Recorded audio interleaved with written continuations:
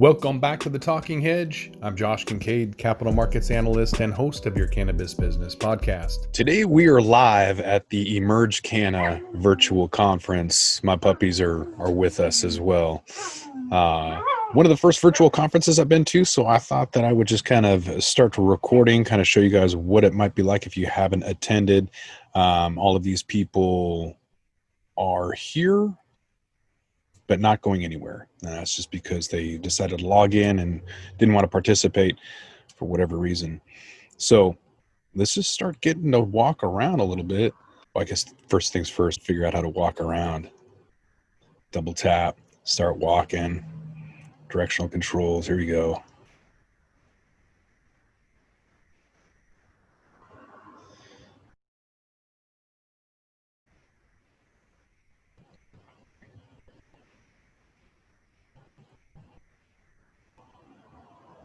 So we're going to check out Fritch. They have a really good grinder if you're in the commercial industry and you need like a Pulverset 19 or something. That is definitely something that you want to take a look at for all of your heavy duty needs.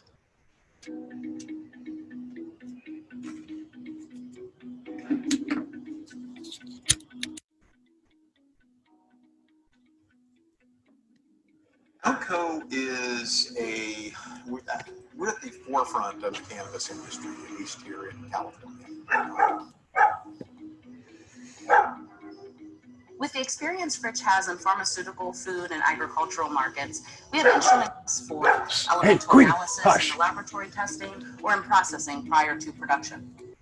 Fridge mill is the workhorse of what I do here at Outco. It's increased productivity tenfold. We use it as a pre-processing tool before an extraction in our supercritical fluid extractor, and it allows us to extract all of our cannabis and prevents channeling within the extractor column. So the fridge mill is very unique in that it enables us to achieve a very consistent particle size and at our own discretion. So we're able to coarsely grind something or finely grind it into a powder like this, which is vital for the extraction process. Not only does it enable us to fit more material into the extractor, but it also ensures an even extraction as well as a even distribution of particle sizes.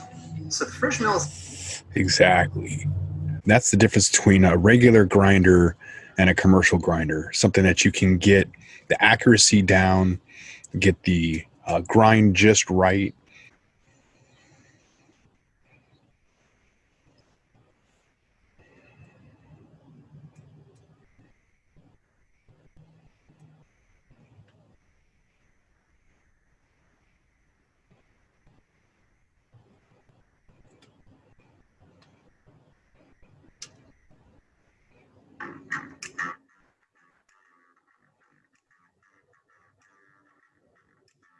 Andrew Ross, co-founder here at New Genetics. We are a Class C cultivation facility here in Lansing, Michigan. Being a hybrid greenhouse facility, our main focus is on capturing as much solar light as possible, and grow rate is alongside us in that mission.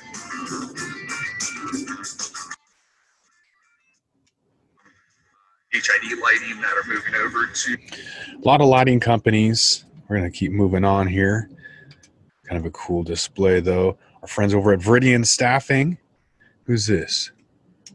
Just an info person. David, hello. How do you say hello to people that you know? And he probably can't see me. Hi. That's great. Yeah, so if you're trying to get into the industry, take a look at Viridian Staffing. David Moret, one of the co-founders. I'm not sure he's logged in yet. What is this? Evergreen Gateway. Don't know. Oh, excuse me. Where are you? Cincy Mag. Hi, Cincy Mag. Boink.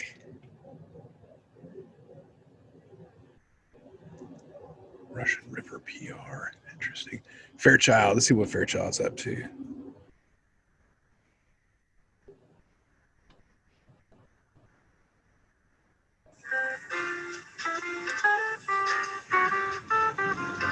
This is our friend David Tran, Dope Magazine, Fairchild Events.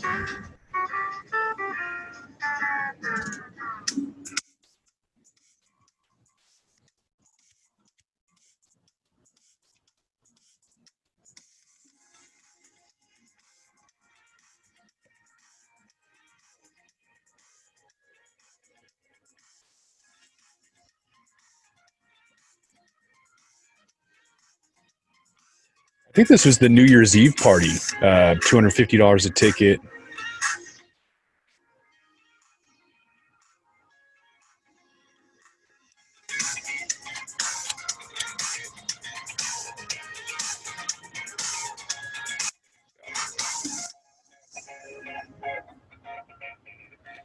Not a big crowd, but there's a lot going on, especially with COVID like on the horizon. All right, so that's our friends David Tran, Fairchild Events, putting it down like normal. So we're going to cruise on over here, see what's going on. Walking around. Who are these guys? Thank you for a heroic session.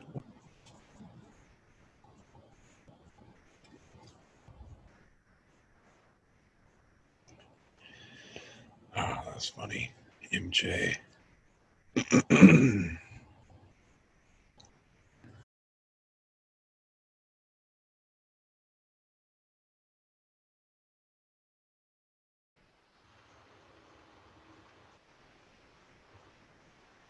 Hello, Colin.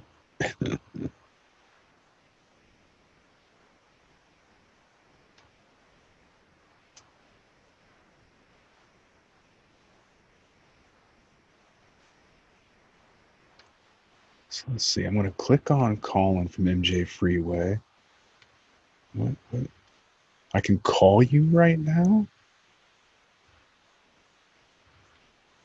Oh, wouldn't that be a trip? Dude, let's go call our friend David. See what happens. See what happens in his virtual tour when you call a real person. I mean, you might just cross over and never come back.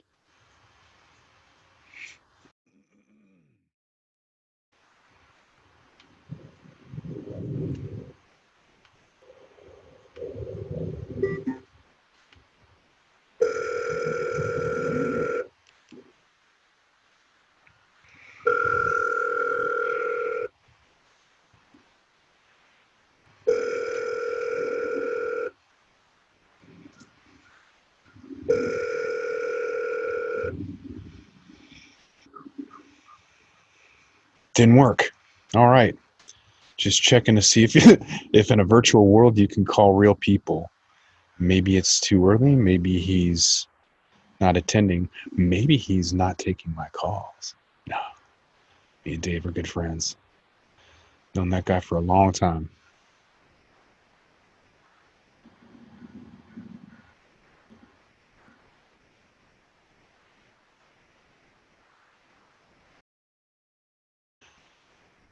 Hemp staffing. Hello.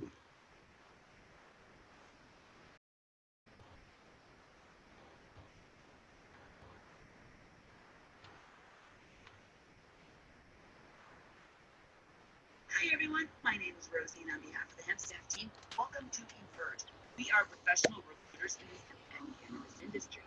We specialize in upper management, technical, and C-level positions that you need to run your business. With our vast network, we can significantly decrease your search time. If you want more information on our recruiting or training services, click the link and chat with someone now.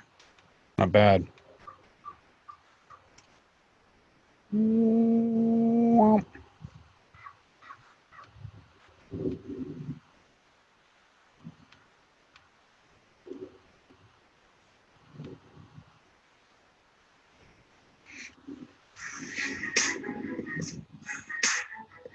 Ooh, I like this.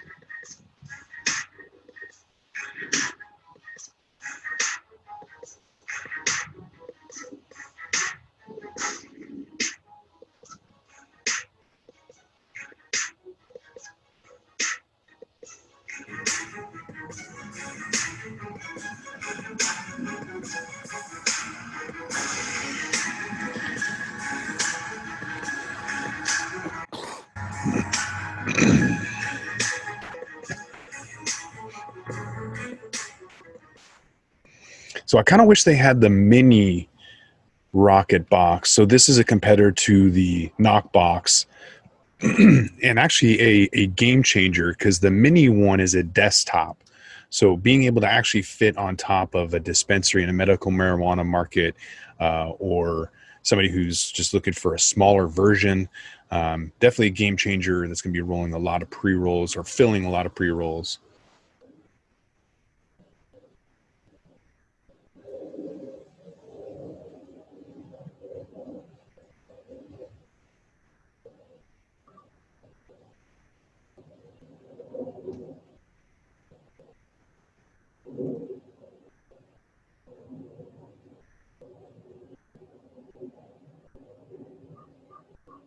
Excuse me.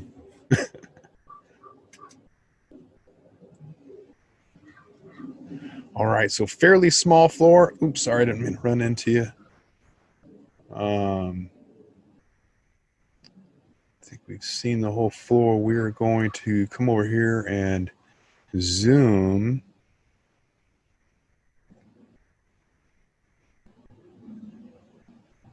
Somewhere else. Let's go and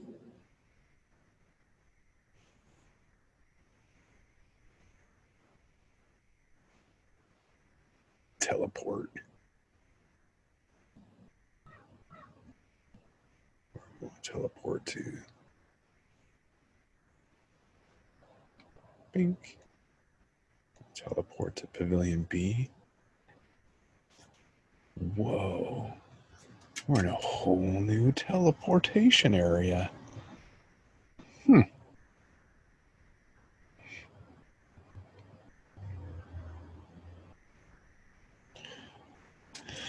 So I just teleported to a different area, which is interesting that they wouldn't make you just run around a maze. They have you go to a small area, teleport you to a different area, and voila.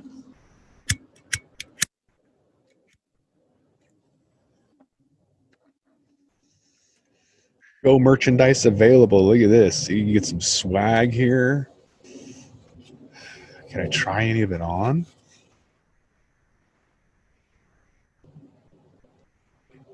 That's kind of cool.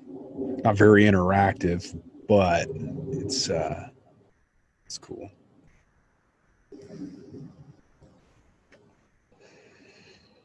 There's some people just chilling up here. Cincy Mag, NACB, what up?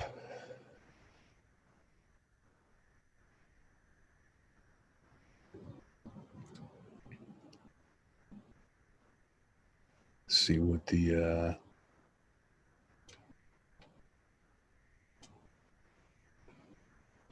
thanks for stopping by. Hey, sure. Cincy Mag, what's going on?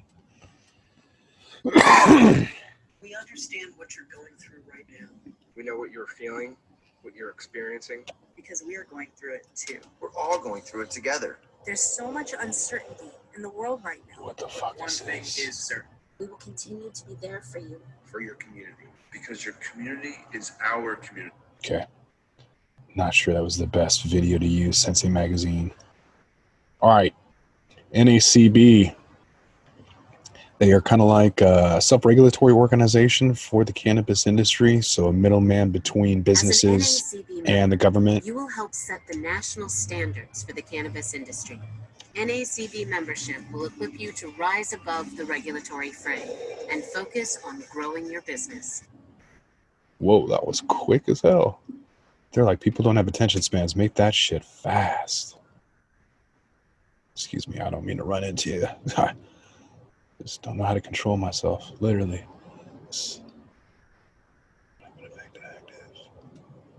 Nope, no thank you. Americans for Safe Access. How do you run?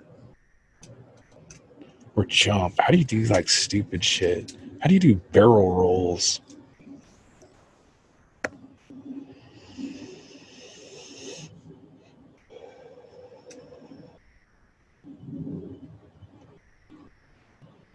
What is this? Do I get a trinket? A product? I want a product. Pink. A hybrid.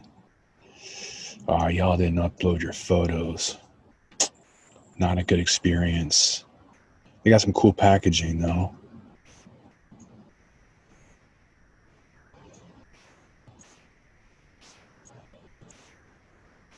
I'm sure if they do more events, they'll end up having more images and it'll just be better. We love cannabis compliance. Simplify ya. See how boring this is.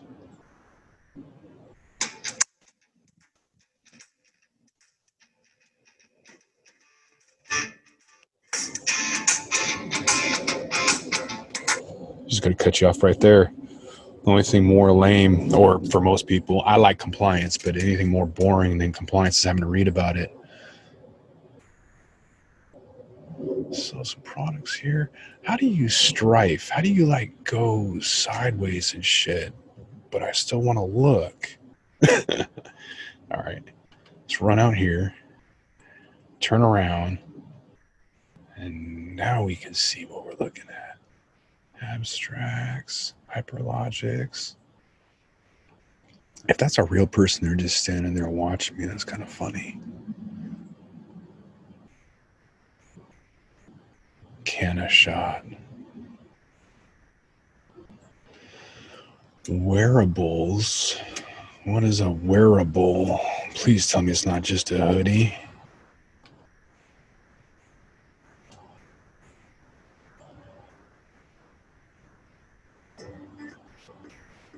We started in 1984. My parents. I think it is. But you know what? I want to try to find that other.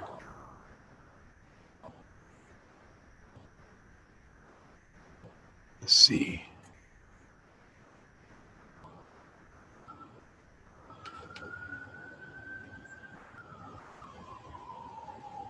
Just run through stuff. Cool. How do you... Let's see. I want to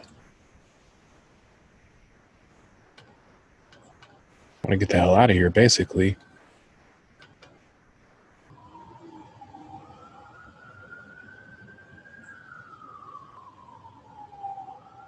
Oh, is that why everyone else is stuck? They're like, we can't get the fuck out of here.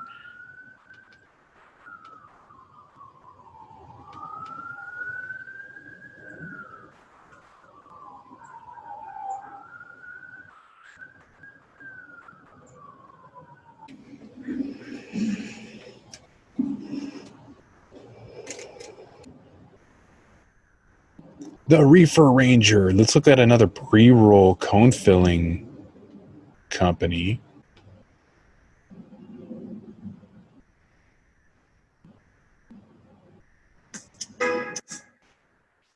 Seriously.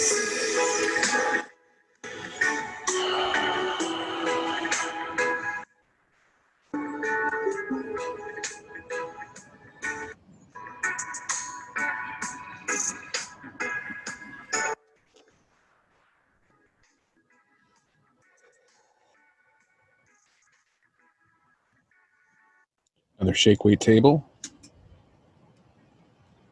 Kind of a missed opportunity. Cannabis Media. Your verified source.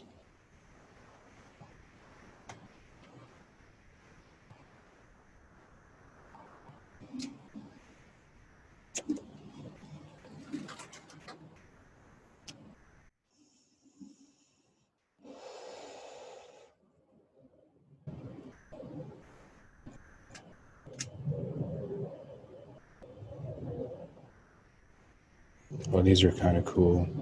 Modular rolling tables.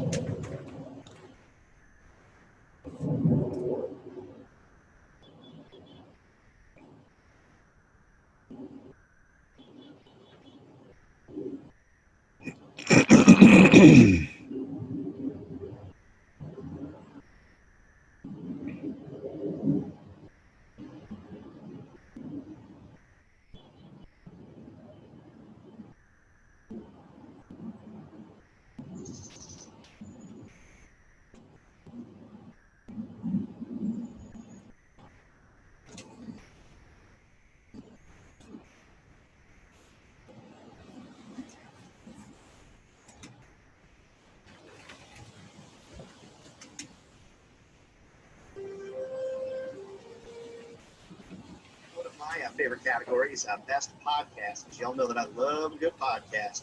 I'm really excited to present this one. It's one of our new niche categories. So if you don't have a podcast going, or if you do have one going, be sure to enter this category next year. Winning podcasts had to have excellent production values, high quality content, solid revenue sponsorship potential, and ties to core products. And of course, we want to see a lot of good, or the judges did want to see a lot of good crossover engagement. And the winner is, congratulations, Cannabis and Technology. Congratulations.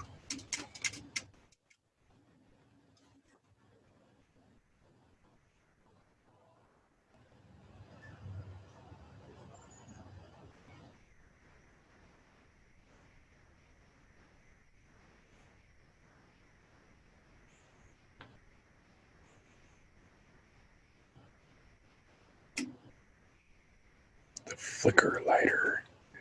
What is that? Are you a business owner? The flicker lighter can give you the perfect competitive edge. Watch this. Are your promotional products boring and beginning to irritate What? you? Are you looking for something exciting? Well, introducing the Flicker Lighter, a novel lighter accessory proven. Get out of here. Shit.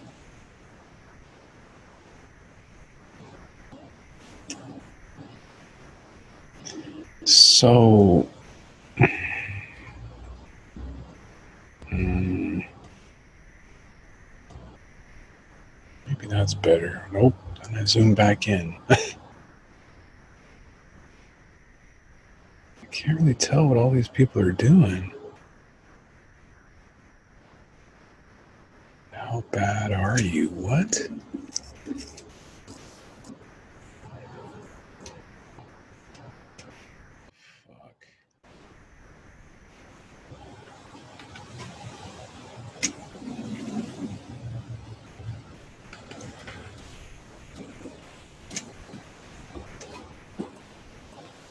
C. Let's go to C.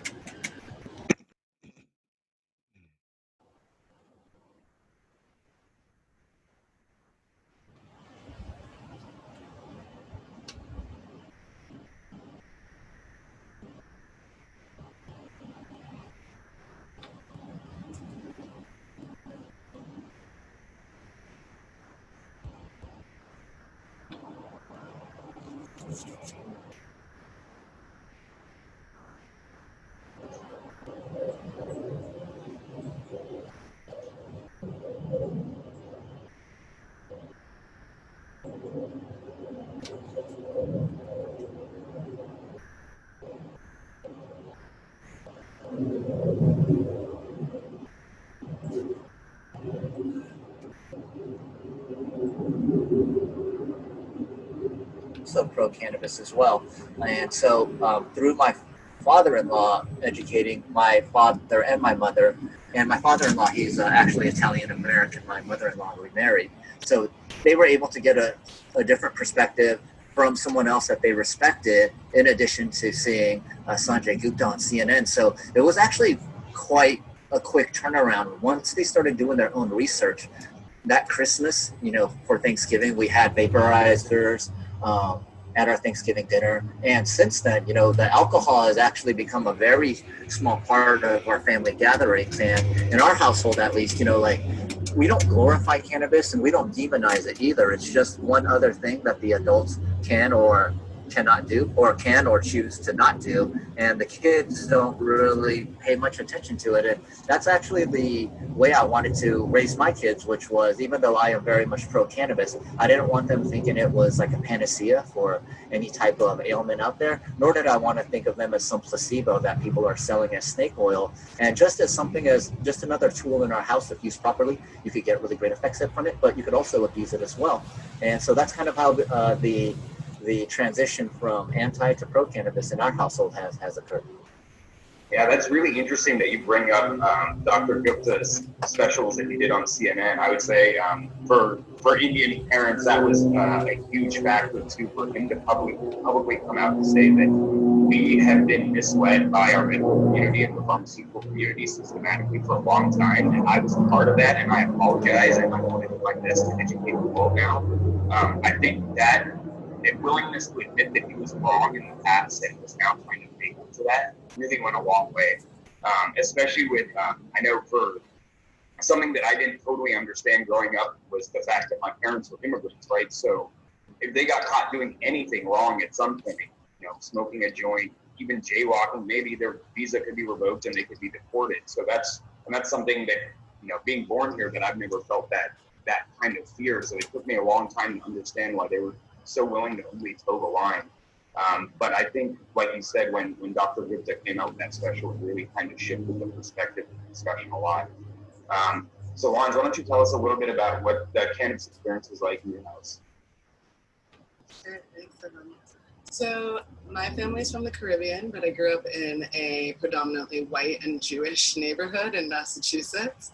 I'm first generation American. And I think there was definitely the stigma and the fear around this drug potentially having the effects of deportation, and so that was very real for my Caribbean family, mom being from Grenada and my father and stepfather from Dominica. So it was definitely something that was impressed upon me that, like, if you use drugs, you're basically on your own. Like, we will disown you. This is not a thing that a young girl should be getting involved in, specifically a Black young girl. When, as a child of immigrants, they're like, you have to work 10 times harder than everybody and put you in all the different extracurriculars, from Girl Scouts to ice skating to hockey, for God's sake, waking up with a bunch of white boys and playing hockey. So it was one of those things where, for sure, it was demonized. You're not allowed to do it. But as we got a little older, me and the cousins started to sneak it in around the holidays. And, as long as we did it outside and didn't do it in the house, it was kind of like, all right, they're adults now, so we'll ignore it. But then they're in Newton, Massachusetts, and Mass went rec, or they voted on it in 2016. And then in 2018, a little delayed around Thanksgiving. I remember the first adult use dispensaries opened up.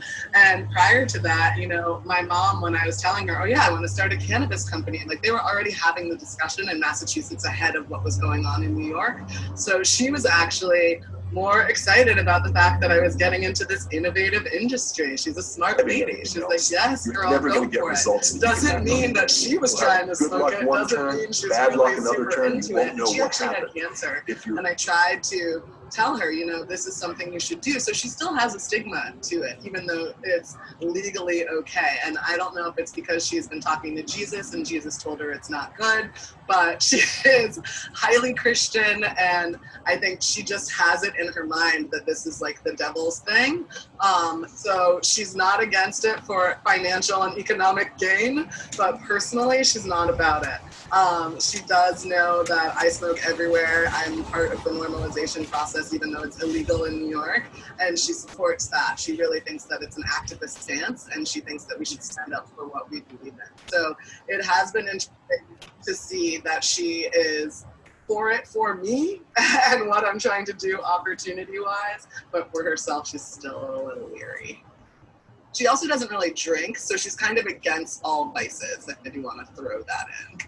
Yeah, totally. I mean, I would say that sounds a lot like my mom as well. She absolutely cannot stand the smell of cannabis. Yeah.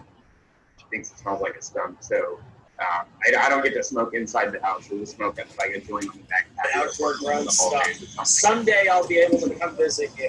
Please give me patience. I'm not ready to fly. Our parents can hang. Our moms can hang. Jimmy? So Rob, I have been covering totally both on the cannabis side and on just the general supply chain side fairly weekly. I've dabbled in it pretty well. Sure. I can definitely relate to a lot of things that Noah already said, so thank you guys for sharing.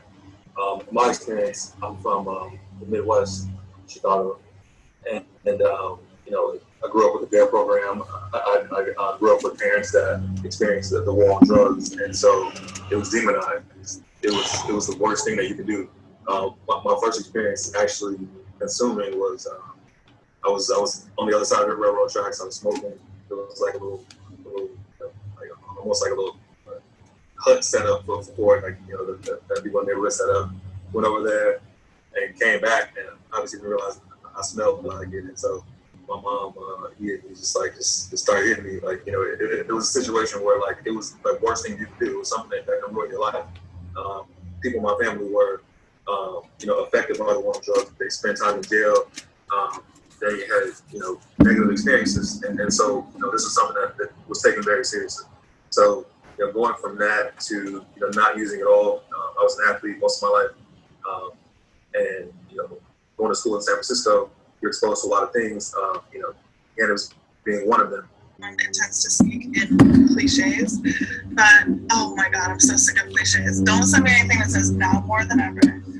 I've written it unprecedented. I want people to be as authentic as possible. So all of those words, it might be frilly, it might be like, you know, let me catch this person's attention. I've seen it a lot. I think that the story that you're telling, if the product's good enough, a story worth telling, what are you framing that pitch to the publication, to the readers that they write for? So if it's B2B, you send me something consumer, I'm not going to be able to publish it. I can't even get back to you. I apologize. If I write for consumer, you send me something B2B, same thing. Or if I'm writing for Marijuana Moment, they want the scoop. Anything else is a waste of time. I don't mean to be rude, but they just want the scoop. If it's written about anyone else, unless it's newsworthy, unless it's often political for them, they're not going to write about it. It's nothing personal. You might have an amazing, amazing offering. You're just offering it to the wrong people. And I would also say, what are you solving? Like, how are you healing things? You can tell a beautiful story, but, I mean, people are smoking consuming a lot of cannabis because they have anxiety, because they're depressed. People have been self-medicating with cannabis for a very, very long time. How do we bring that medicine, that healing kind of common thread? I mean, that's what the readers are Googling, or the SEO value for articles is how does cannabis help with anxiety? How does cannabis help with PTSD? Because people are traumatized as fuck out there right now. And I think people are looking for things that are not poison, like alcohol. I do drink alcohol sometimes. Cannabis is medicine. So tell that story. Be like, hey, you know, we're here to really alleviate these things that have made the world our children right now. We're here to help. Bad PR, War. Number one thing. Yeah. Number one thing that pisses me off. Yep. Sending a pitch that isn't what the, you know, I do 5 questions. I answer questions about people. I let them talk about themselves a little bit. And when the PR person pitches something and I get back a 5 questions piece that isn't anything what we talked about in the beginning, and now it's taken time out of my day to make semblance of order of what it is that they're trying to get across. And I've only killed one story in my whole 10 years of writing, and I had to do it recently, and I told that person never to contact me again over it. So I severed the relationship forever. And they know, and they have to know, because they need to know who their client is, and they need to know of authenticity for someone who loves what they do. And when I get something else entirely, it's confusing for me. I don't have time for that. Yep. Javier? I mean, kind of the same thing, right? Just, I really would like to get emails from a person. Get 800 emails a day, and going through them is hard and time consuming, and people send email blasts and still expect a personalized response, even though what they sent is a robotic act, and they send stories that, you know, are not for me. It's just that, right? So, you know, it's just, that's all I expect is, dude, I'm a person, I'm a human, and I'm trying to do my best to cover as much as possible, to be as democratic and inclusive as possible. Don't abuse that, right? Because then it's you know, I am the asshole. I'm the asshole, like, hey, I don't cover this, please, like, direct this to someone else. And then I'm the asshole, he's like, oh, he's always pissy. And it's like, You're a pleasure. You are a delight, Javier. I'm a nice person, right? Like, if you try to build a relationship, it's... You gotta be thick skin to be a writer. Yeah, exactly. All right, I don't have a lot of that, man. I'm too sensitive. Me too. We already went through that. It will ruin my day. Sometimes, like, one of these things will ruin my entire day. Like, you know, just having to be nasty to someone. Yesterday, I had to tell someone, like, dude, please stop scheduling a call with this person, who's important, by the way, before asking me. Because for an entire month, he's been scheduling without my approval. And I've been saying, like, man, I cannot do it this day. I cannot do it this day. And then at the 8th time I had this issue, I had to tell him, like, man, please stop it. I don't want, like, I will do this interview, but not with you in the middle. It's the PR person? Yeah, and then it's like I'm left feeling like crap all day because I mistreated a person who was completely disrespectful and not mindful of my time or anything, and made me look like crap in front of someone that I do want to interview and I do care about, right? It's like, oh, Javier can't make it. It's like, yeah, because you didn't tell me, because you informed me you had decided I would write a feature on this topic, by the way, which I never agreed to discuss. You know, I want to discuss this legacy brand that exists, like, has been in existence for 25 years, not how it has pivoted in the COVID world. You got to go straight to him. This thing's going nowhere fast. All right, let's get to some fun stuff here. We've got about 15 more minutes or so. So I put some stuff together. I thought we'd have a little fun with it. It's a good time to light up, by the way, or use your machine there, Jimmy. Which I think I'm going to have to maybe invest in one of those. Get the recycler, because it doesn't spill when you knock it over, as I just proved once again. Really good feature for you. Called the recycler? The recycler's lit. Oh my god, it's like a jet engine dabs. Love it. All right, the same size or something? Yeah, it's like the custom, like, Ryan Fit. It's like a collab they did with Fit Glass. Beautiful. They need to send me this stuff. Okay, that's good. Well, I've got some stuff. All right, let's have some fun here. In the news, newsworthy or not. All right, this is designed to throw you off. Discussions on recent news. Let's see what we have here. Weed vending machines. This just happened last week, you guys. Fake. It's fake. So first of all, they're real. They've been around forever. CNN, I don't want a robot. I want a bud tender. Yeah, that's fine. But they've been around forever. And the consumer will spend more money if the bud tender informs them of stuff. I just said fake because the first weed vending machines were like 2014. Right. The idea that this is some, like, groundbreaking Thank you. that needs to be talked about again, for sure. Well, I predicted that last week into that. It was like, this exists already. I've seen it. I get sick of it because I've been getting pitches since 2014. I'm like, no, I read about that in 2016. No, so how are they authenticating age, cut off, ability to purchase, what are the hours? Where have you seen this? Outside lands, like a bunch of places. I think it's actually really smart if people are high risk and they want to get weed and they don't want to be around someone in a COVID era. So in the pandemic world, yes, robots giving us our weed. But what I really like to see, maybe robots giving us our weed, but we need the bud tender. We really do. People have so many questions for these people. The bud tender in store, that is one of the most undervalued roles in the dispensary for the brands. They tell you what's up. If I have a bud tender who I trust and they're like this, I'm like, yes, dude, I'll spend so much more money. If I go through the robot, I won't spend that much money. I'll just get exactly what I need, what I know. The bud tender knows something more. They have knowledge. They have some knowledge. That's like a little connection. It's more designed to be transactional. So you go in there knowing, I think one of the issues you're bringing up, though, is that people who don't know have to go in through some learning module and everything else. So it'll be interesting to see. I've been told by somebody who's done the numbers that they don't add up. In just the supply chain that it takes, you don't want to have this stuff out, right? They do very different products. I've seen people use them as like an express line inside of a dispensary. So if you just know you want a gram or a certain pre-roll, you can walk up to the kiosk and it drops it right out for you. Right out there. It's already loaded. Yeah. Yeah, definitely. I'm sure they can incorporate some kind of virtual concierge in the future where, like, if you don't know what you want, you tap like a little chat window and you get one of these. I mean, the machine looks exactly like, have you seen in apartment buildings now, instead of having security guards, many have this like TV with a remote security guard that maybe looks at 10 buildings at once. I don't know if you've seen them, but it's a thing now. So I imagine kind of the same thing. Like if you're there and you're using it, it's fine, but suddenly, you're confused about something, you click on the chat and it takes you to see this virtual concierge that doesn't even need to be in the store. It can be like a call center. Oh, that's smart. Virtual. Here we go. This guy, this became an issue recently. Worried about showing up to work stoned. You know anything about that, Jimmy? We wouldn't know because we were relying too much on drug testing and on impairment testing.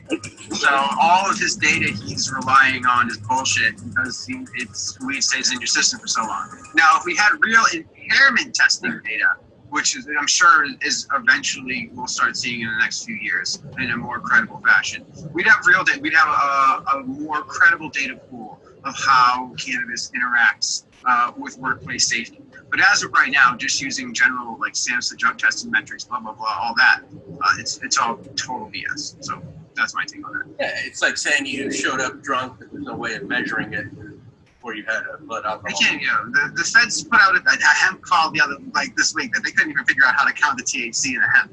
Like, so you're trying to tell me the intricacies of modern drug testing and the way they relate to policy are perfect? No way.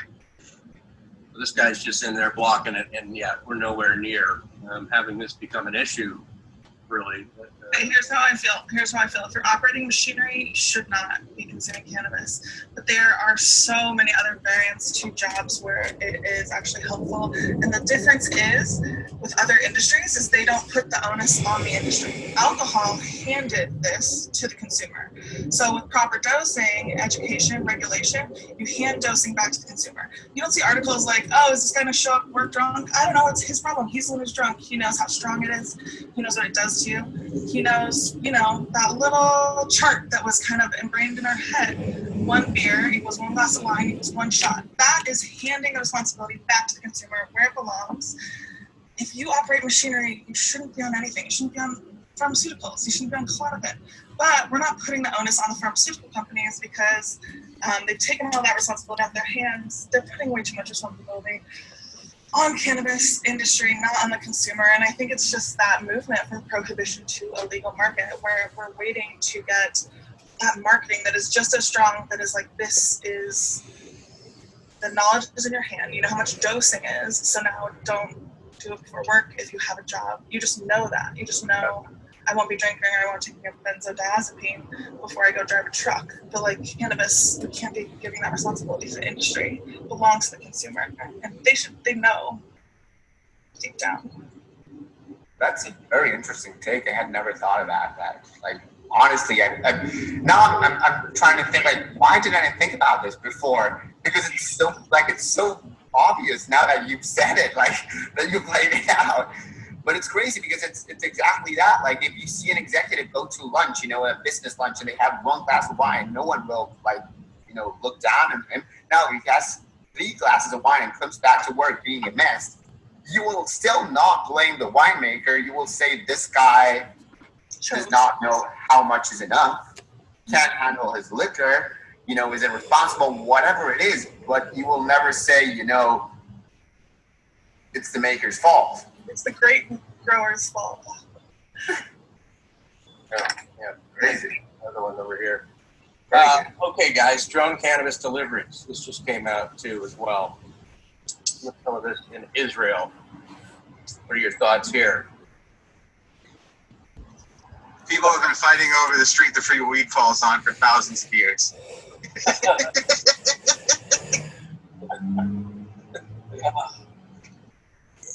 It just seems like it's too risky, too valuable of a product. Lauren, what were you going to say? I said this should be done in New Jersey. Oh, you need that there? Yeah. Look, people have had a shitty year. Just let them have the free weed falling from the sky. Like, come on. We covered the news, from a pretty humorous standpoint, both of Nzinga and El Planteo. And a reader from El Planteo, we shared it on Instagram with this, like, how beautiful is Israel, which is a song, it's a viral thing. We're just joking about it. And this one guy goes like, Israel sucks because of Palestine and this and this and that. And we were like, dude, this is nothing to do with all this. This is just like some nice people giving out free weed. Take your claims to the Wailing Wall or whatever you call it. What is it? The wall. Imagine if the Iron Dome shut down the weed.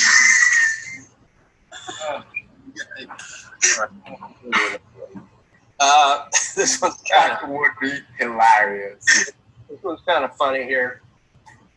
35 million brick weed bust prompts a lot of questions, mainly who's still buying brick weed. I have some. I'm going to show you. No. Yeah, sure. We found them. Is that the only That's way? us. Is that the only way? So we know. We've answered this question. 25% of people still buy brick weed. Or 20, sorry. Down in Argentina, it's like the most popular kind of weed, and you buy 25 grams at a time. That's the only way you can get it. Actually, let's see it. I'm feeling nostalgic. Would you please get your brick weed? I would love to see it. I'm going to try and find it. I can get QPs of brick weed for like $4.50 in my youth. It's nice. I'm going to show it to you later because I need to find it. Yeah, cool. But is it lower quality because it's all smushed up and compressed and? It's terrible. It tastes like crap, and in order to get it across the border from Paraguay to Argentina, they have dogs pee on the bricks, so that the frontier dogs do not smell the weed.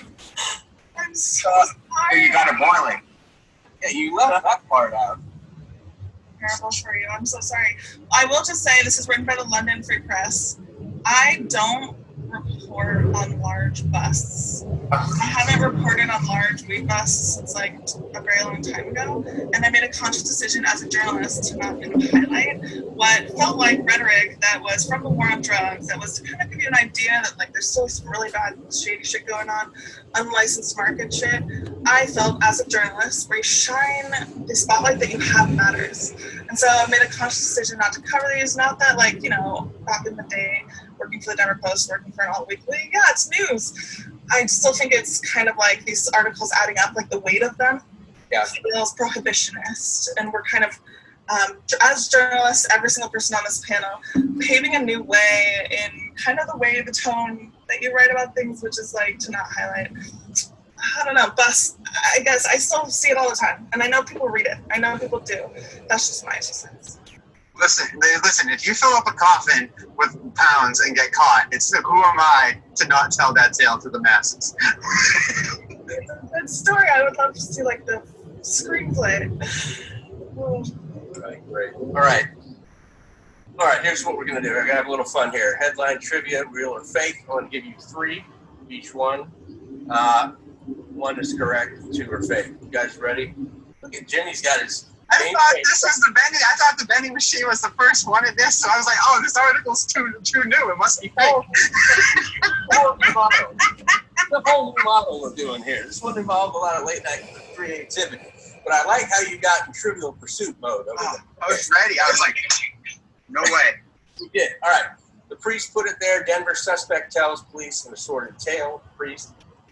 Dr. Marijuana Pepsi won't change her name to make other people happy. Mice chose THC over LSD in first-time comparative Israeli study. Real or fake? Is there a number? Is there like a 2-to-1 ratio? How many? Yeah. Is the curve? Two. I think marijuana Pepsi is real, and the other 2 are fake. There she is. Are you a girl too? Yeah, Mom. Okay, the last one's real, and the first 2 Do are you smell fake. smoke out here? Moose is See, I thought I'm on that one too. I thought the last one was the real one. The Monica had a shit ton of The smoke. mice, okay, the mice went. Capitol Hill has a shit Warren, ton you're of smoke. quiet over there. I don't feel like we have a shit ton of smoke. I It like looks cloudy. it does, which I probably think they're means all you should be fake. inside. That's a shit puppy. Stop. That also I might be met some mice causing that them not don't feeling dose, very so who good. knows? This lady is completely. Real love yours. Look at this lady. Are we in the It's so awesome, right? So what it was her parents named her that, just to be completely authentic. And then she went on and studied naming conventions. Got her PhD in it as well. She's just great. I So actually anyway, can smell there she it. is. Marijuana Pepsi. All right. Next one. It's too smoky out here. Okay, Michigan town stinks. Council buys marijuana odor device. Oh, Ohio man forfeits oversized cannabis loot bottle to abuse TSA agents. Amsterdam pot cafe owner wants to charge secondhand smoking. The first one's the real one. Yep. All right. Something Township, right? Yep. Right? Nowheresville, U.S. No, just kidding. Come from Pleasantville. They don't like good smell. Here's what I want to know. So this is the device, right? So That's like Futurama. Do you remember Futurama? That the professor had invented this odor scope? Yes, smeloscope. Yeah. So what do you got? So he identifies where it's coming from, and they go in, and if the sample goes in with his lanyard, disrupts the What operation. a waste of an opportunity. You got all these He people. goes and tells you need to get better carbon filters. Like, it's not rocket science. I've seen grows in the most sketchiest of places that you couldn't smell shit. Like, you have these really nice enclosed greenhouses. Like, there's mitigation practices. Like, if you have a few acres of crazy dope, prime mature nugs, that's a different story. But if you're in like enclosed spaces, like, I don't think that too many people do it outdoor in Michigan. You know what I'm saying? So like, there's got to be some way to draw the line on personal responsibility. Different perspective, the rock. You talk to different people every single week, so let's have a pretty broad perspective of what people's experiences are. Yeah, but I mean, maybe it helped to set the scene a bit. Europe, we're a few years behind North America in general in this whole area, so our market is predominantly medical and CBD, but both of those have kind of significant challenges around the regulatory framework and sort of government attitude toward those things. So, I mean, if you're talking about COVID specifically, I think in 2019, a lot of the kind of issues that the big Canadian companies were having on the public markets had an effect on investment in Europe, because a lot of the money was coming from there. And so when they were having their sort of domestic trouble, a lot of those deals got sort of cancelled or money sort of dried up. And so that was, I think, that knocked a lot of people, a lot of plans, and then COVID hit, and it just sort of paralyzed everything. So, there were maybe a couple of people I know who were lucky to get in under the wire, but a lot of people lost out on the raises that they were kind of contemplating and closing. Since then, it's been, I think everyone's a little bit wary, and it's difficult. The regulatory issues that I referred to earlier are with CBD, the European Food Standards Agency has deemed CBD to be a novel food, and without boring you with the details, basically what that means is that anyone wanting to sell CBD past March next year has to go through quite a lengthy process, which is both time consuming and also expensive. It shows the quality reports on CBD and what you're putting into the market. So that's quite onerous for a lot of businesses, and that process was going on for quite a while. Then the European Commission threw another kind of hand grenade in there by saying that it was looking at perhaps reclassifying CBD as a narcotic in line with the UN convention. So that has really kind of thrown a lot of chaos into this sector, because CBD is definitely growing, and I think the estimates for the UK market alone is about £400 to £500 million, which is, I don't know, 700 or 800 US. Didn't check the exchange rate recently, but it's a substantial market already. Lots of people wanting to get in, and the future is slightly uncertain because you just don't know how that's going to pan out. And on the medical side, equally, things are opening up, but it's still very difficult to get hold of medical cannabis to the high level that's required in Europe. So there are significant challenges in that area too. So I think that's sort of dampening investor sentiment. It's kind of surprising. You think the government would be doing everything they can to help companies for success with the generating tax revenue versus tamping down investment and creating companies. Yeah, I mean, the hope is, this is sort of like, from a lot of the stuff I hear from North America, is that once they do look at what kind of economic mess we are in post-COVID, they will be looking to emerging industries like this. I hope you're holding the same thing over here. Another kind of general question. I was curious if people have seen, are there certain sectors and or kind of stages where people are having more success rates, like seed versus growth on a certain subsector, cannabis tech versus touching? I'm curious to see if anyone has any insights on what seems to be more attractive to people and maybe kind of rationale. I can give you my 2 cents of it, Peter. I think, personally speaking, while the last 2-3 years, I took investments in the early stage, even seed and even family and friends rounds. Now, it's not the case, just because the general thought, I think, at least, with the investor friends I speak to, is that the companies that really, at least from an ancillary perspective, I can't speak about plant touching, but whenever there's new innovation, there's always room, I think. But the general thought is, some of the companies that have already entered the space are already serving certain needs. And so I think you're seeing, at least from the U.S. side, more investments going into later stage companies. So, whether it's seed or Series A versus, early seed stage companies. So that's kind of what I'm seeing. We also some insight as to what any of us are. I mean, we're hearing from the investors with whom we're engaging that they're targeting a lot of their deployment toward growth. So sort of seed funding seems to be really difficult to find. It's like that scenario that I think a lot of entrepreneurs face, which is that sometimes easier to raise a lot of money than it is to raise a little money. Exactly.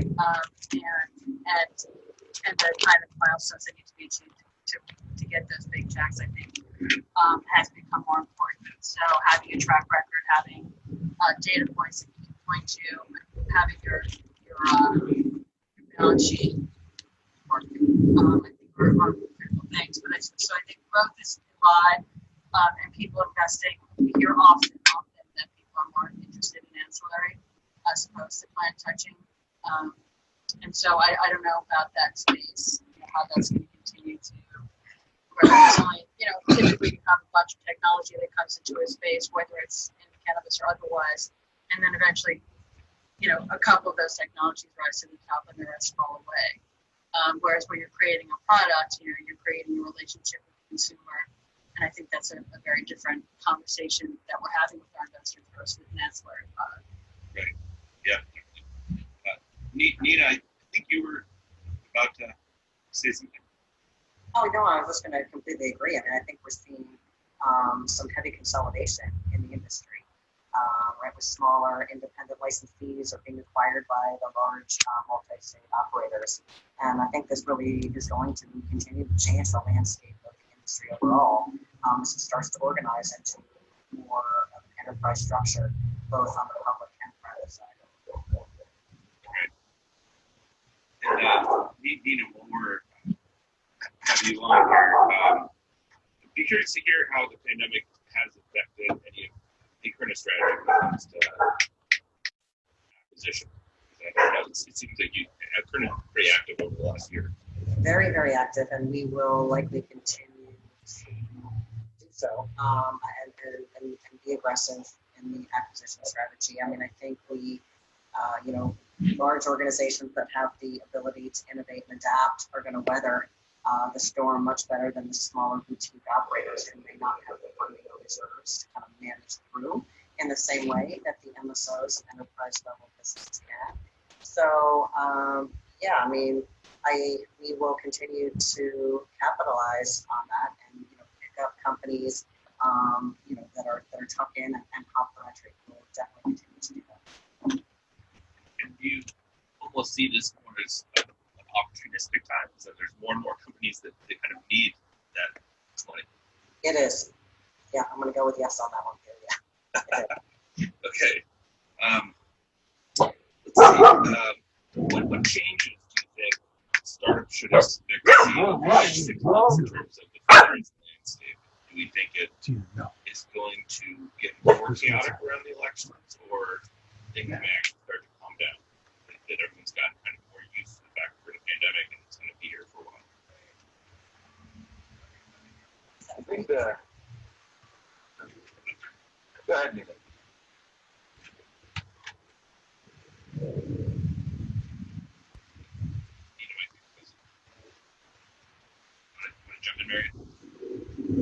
Sure.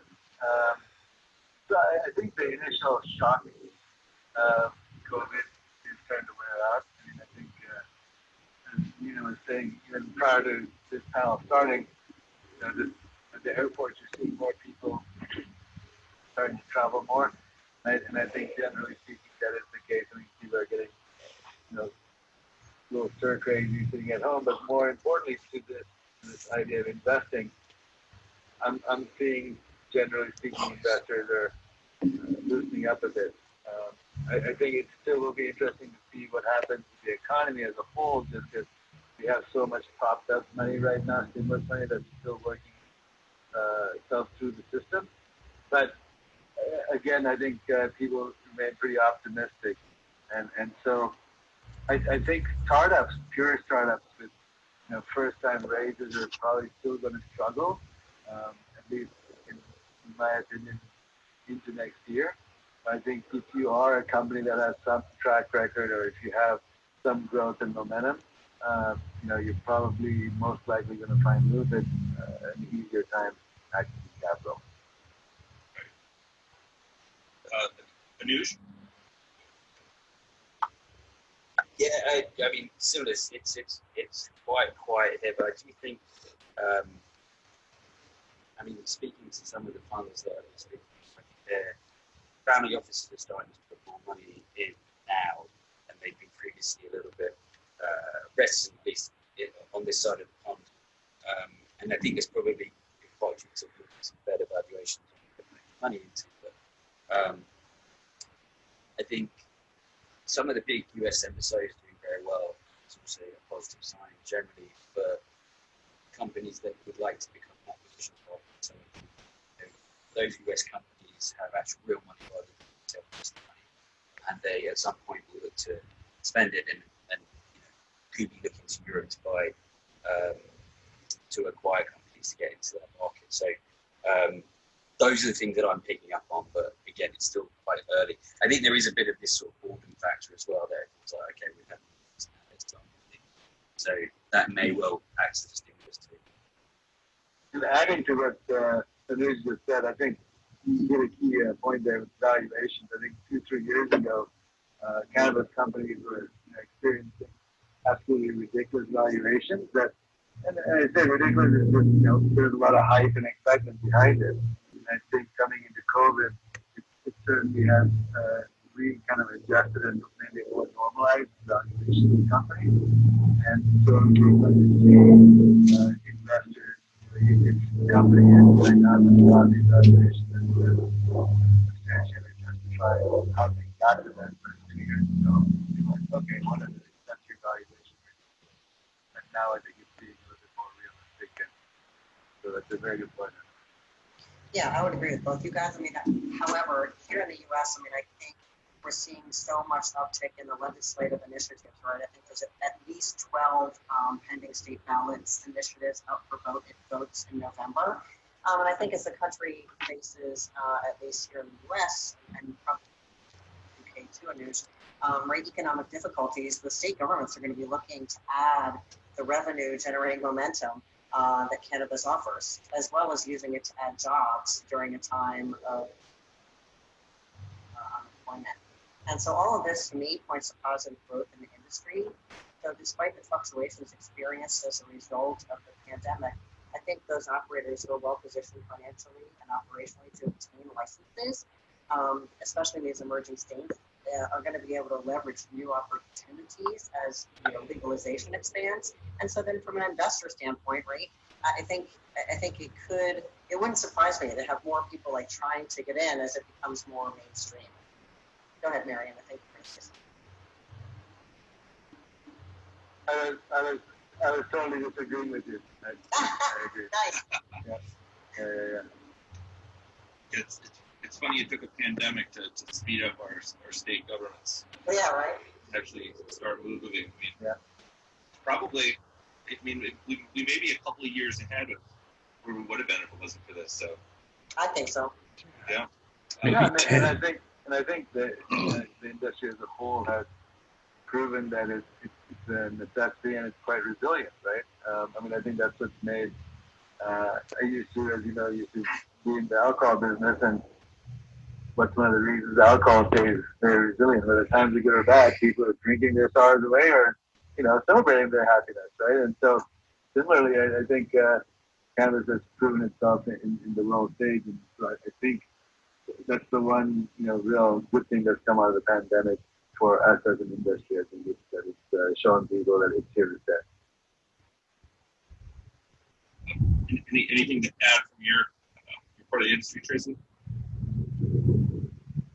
Well, I think as we talked about earlier, I think the pandemic has really put a really beautiful spotlight on cannabis-infused beverages. And the nanotechnology that we're leveraging in our products that with super high bioavailability, really quick onset, quick offset, where consumers can enjoy it in a social environment much the same way that they would alcohol, with a fraction of the calories, and without the stigma of sparking up a joint or a vape. So there's so many benefits to beverages, and I think we've seen a tremendous amount of experimentation for people coming into that space. And so I think that's been really beneficial to us because it's given us, I think, more opportunity for more trial than we might not have had. I think it pushed cannabis-infused beverage, the category, forward in a much more accelerated manner than it would have been without it. People have been talking about the growth of beverages for some time, and that's why I wanted to get into it, and why Cynthia and I created this company. But nonetheless, we figured it was going to be a longer road to hoe than it was, and it's been actually it's been pretty extraordinary to see how quickly people have responded to that particular format of consumption.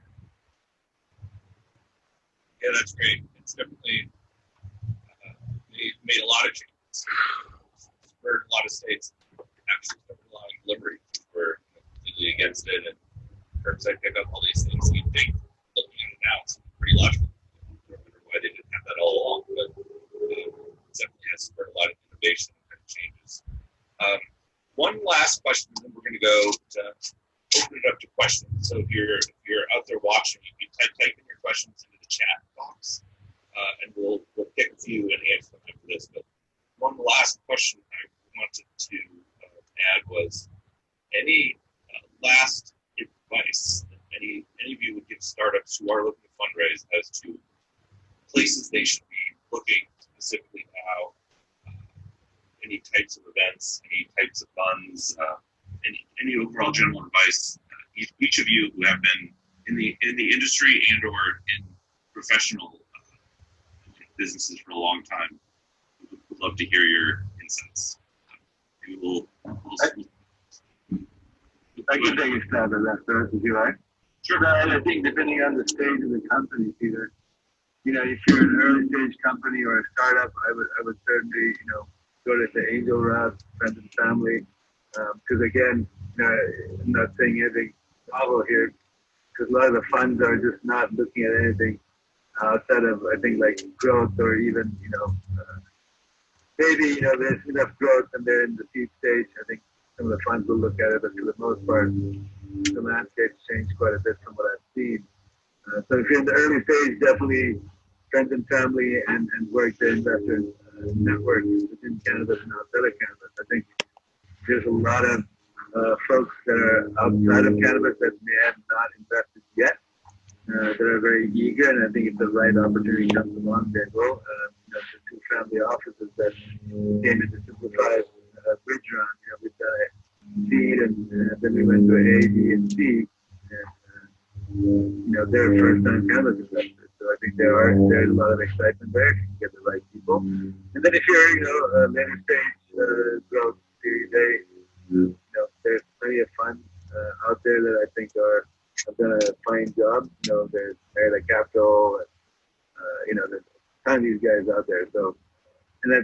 more coming into the States, and I think we're going to see more cash that's going to start flowing into the industry.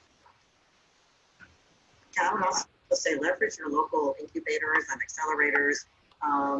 That's always a great place to, jump into a cohort and learn from other companies, even who are in different kind of space. So that's always, advice that I would give. It's nice to have, experts on your side to guide you and help strengthen your value prop, whatever it may be. It's a great industry, though, so I would highly recommend that. And there are even a bunch now that are virtual, that you don't have to be in a certain city. So I think that's an opportunity that's kind of opened up as well. That a lot of the incubators required you to actually be there for X amount of hours or weeks. But there are a bunch now, if you look up cannabis incubators or accelerators online, you can find a bunch that are virtual, some that are free or cost very little, some that take a small percentage. But I think there's even more of an opportunity to do that now than usual. I want to add something else that I didn't mention earlier. I think it's really important, and that's having the right board or even advisors, especially in the early stage companies. I think if you have the right advisors and people that are, that really believe in your vision and where the company's headed, they can be extremely impactful in making introductions and, just not only guiding the company, but making introductions to investors. I think for early stage companies, it's even that much more important getting the right folks on board that are not only able to help kind of set the path, but can help with raising capital. I think something I forgot to mention earlier. Yeah, I think that's an extremely valuable point. I think that's 100%. And I would certainly second that. I mean, I know when we were putting together our board of advisors, we put together this incredibly powerful all-female board of advisors that has really helped us kind of get legitimacy within the space, but also navigate some difficult waters, whether it be regulatory or compliance. So that's been great, and also has helped, with fundraising.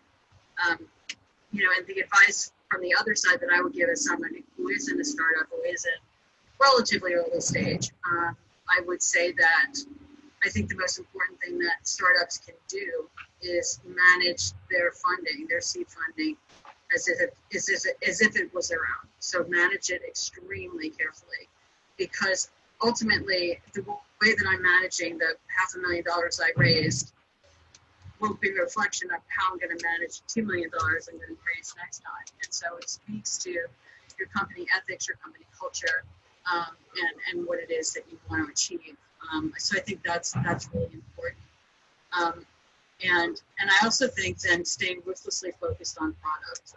So it's not about, I think, especially a couple of years ago, people were jumping in thinking that they're going to make billions of dollars in a year or so, and you can't do that when you can't be distracted by that when you're trying to create like in our instance, we're literally creating a category. We're doing something that no one's done before. So we've had to remain extremely focused on product, making sure that we're delivering the best products to the consumer that we possibly can, because that will drive those metrics that we talked about earlier that investors like Dina want to see, which is like, yes, we have repeat, we know what our repeat order rate is. We know what our velocity is per account. We know we've been able to justify all of those and validate all of our assumptions going into it. So I think those things from someone who wants to start a company in this space, being super mindful of those things is important as well. Yeah, 100% agree with all those points. Anuj?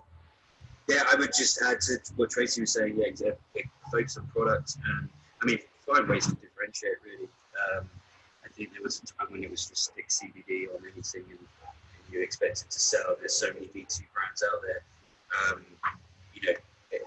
Have a brand that can stand out, but also think about your product, that it's a really good product and it happens to have CBD in it, rather than just be hanging out on that. I think the cosmetics area is quite a good one, because it's less difficult in Europe because it's you're not ingesting it, so the regulations are a bit easier. But the ones that are succeeding are just making a very high quality product, and CBD is an ingredient with a formulation formulation of other things in it as well. So yeah, the focus on products is very important. Right. That's great. I'll add to, just because LeafWire has been fundraising, that one of the things that we found useful, especially kind of over this pandemic, is that there are a ton of people doing online pitch contests. Lots of startup groups, all over the U.S. Lots of companies who run conferences are just adding in pitch contests as kind of one of their sessions. Like, is actually coming up right after this, in the same auditorium. They're almost always free to be a part of. Occasionally, there's a small fee, but they're almost always free. So it's a great way for a startup entrepreneur to get practice doing those pitches, get in front of a big audience. And it's also a great way, I found, to get to know the judges personally. So typically the judges are fund managers or somehow tangentially related to investing in cannabis. And then if you're in a pitch contest, most of the judges are going to be 10 times more likely to answer an email afterwards. You can ask, get some feedback, ask some questions, and it's a great way to kind of get to know a lot of those judges. So I'll add that in just because I've personally been doing that for the last 6 months. So, and any last bits of advice for anyone want to add on before we go look at some questions? Okay, so I'm going to click over to this chat screen. So please do go write in some questions in the chat box here. We do have a couple. I'll start with this one. Someone wrote, "This has been an outstanding presentation. Thanks to all the panelists." So that's a good one. Secondly, do you see more investors looking at emerging markets or distressed assets that are discounted distressed assets that are discounted in existing markets? So investors looking at new markets or distressed assets in existing markets? Anyone have feedback on that? I think it depends on the investor, yeah? Oh, shit. So, Yeah. I think generally speaking, you would think so, right? I mean, if there's distressed situations, and depending on the investor, point, you are going to have people that are, kind of drawn to that. So I unfortunately don't deal on that side, so I can't really say much about it. Right. Yeah, I think the same would probably be true of emerging markets. There are certain investors who are comfortable with that and so on. So I don't know that necessarily changed, but I think people are also naturally happy to buy part equity in a company at a lower rate. So of course people would look at distress. Yeah. Let's see. Here's another question. Marion, back to your point regarding seed funding through family offices. Are there any in particular that you would recommend that are cannabis friendly or curious? That's a pretty specific question, but. Yeah. So the problem with family offices, not a problem per se, but oftentimes these offices don't want to be publicly recognized or known that they're investing in the space. And that whereas then, kind of their philosophies. And so the two that invested in our bridge round, I just happen to personally know. So, one actually swore that they would never invest in alcohol or cannabis for religious reasons. And interestingly, because Simplify is a cannabis plant company and a rec tech company, clearly he made the cut. But, it's really hard to say. I would say, the best way to kind of find out about family offices is, there are some multi-family offices that are out there that you can Google and find out.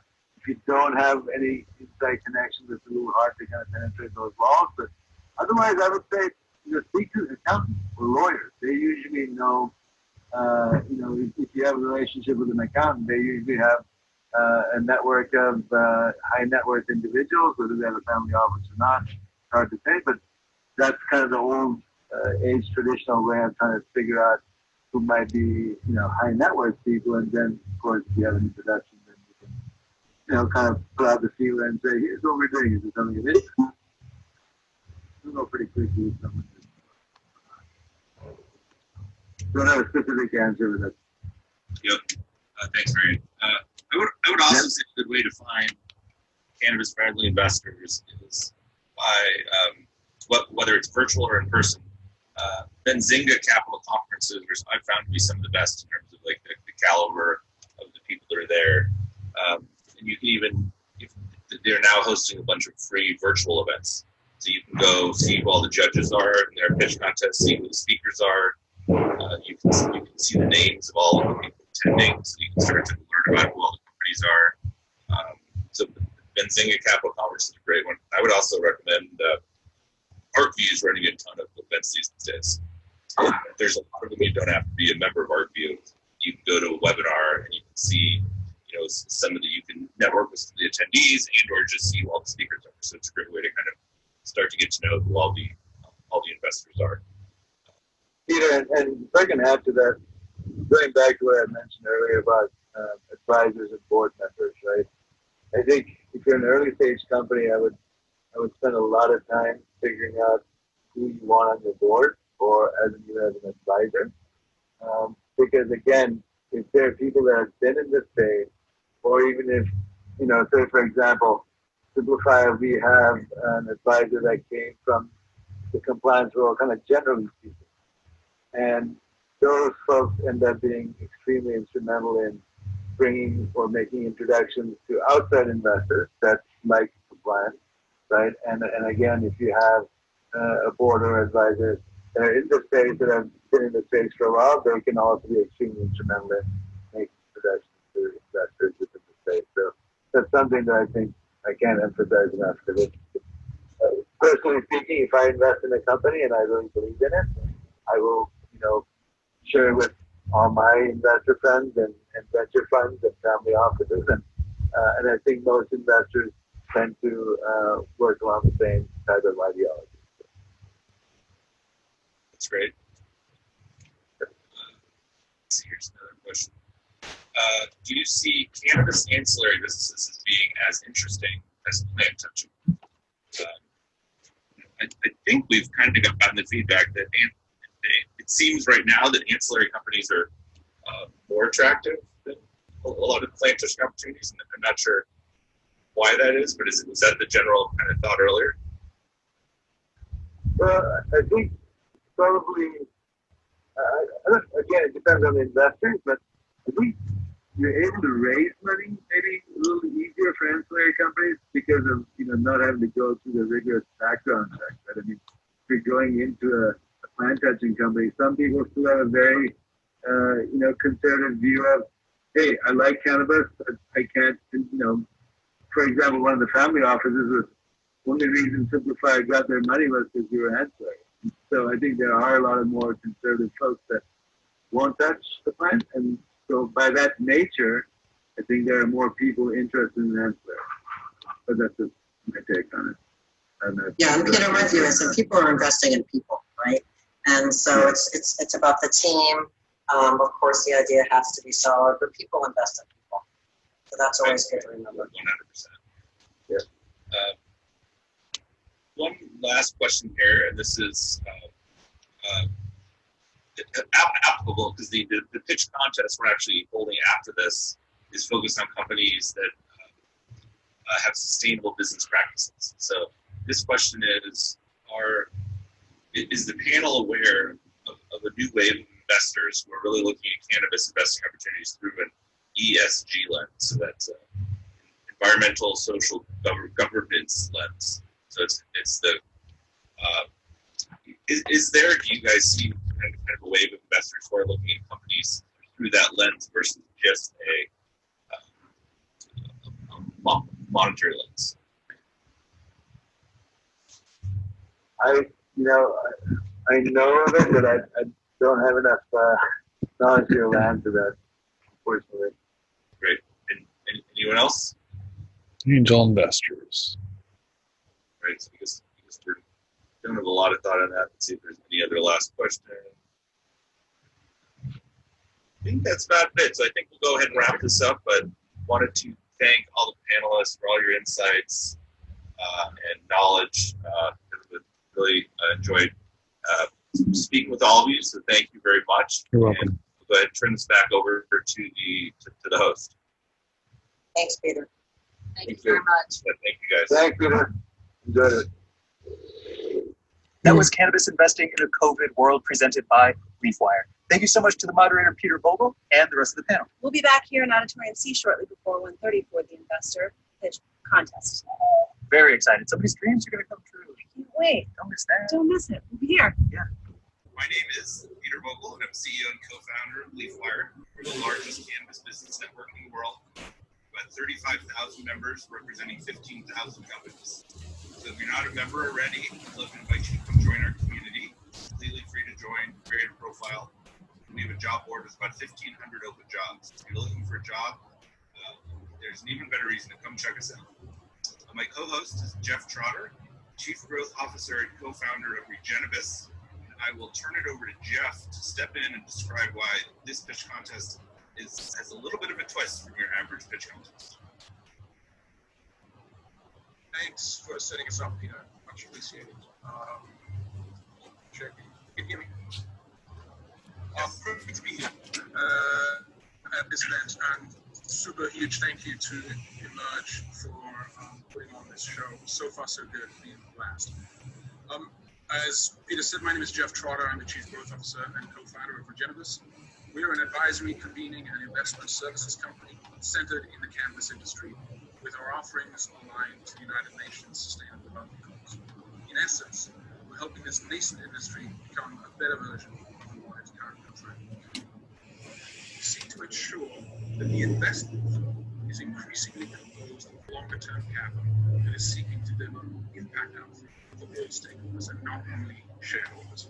This smart money seeks to deliver social and environmental impact, along with economic impact, to solve some of humanity's greatest challenges. So why judge on sustainability, values, and actions? Well, with equal focus across these impact areas, i.e. by placing sustainability as a core enabler, an organization will create opportunities for operational excellence, business differentiation, and shareholder appeal.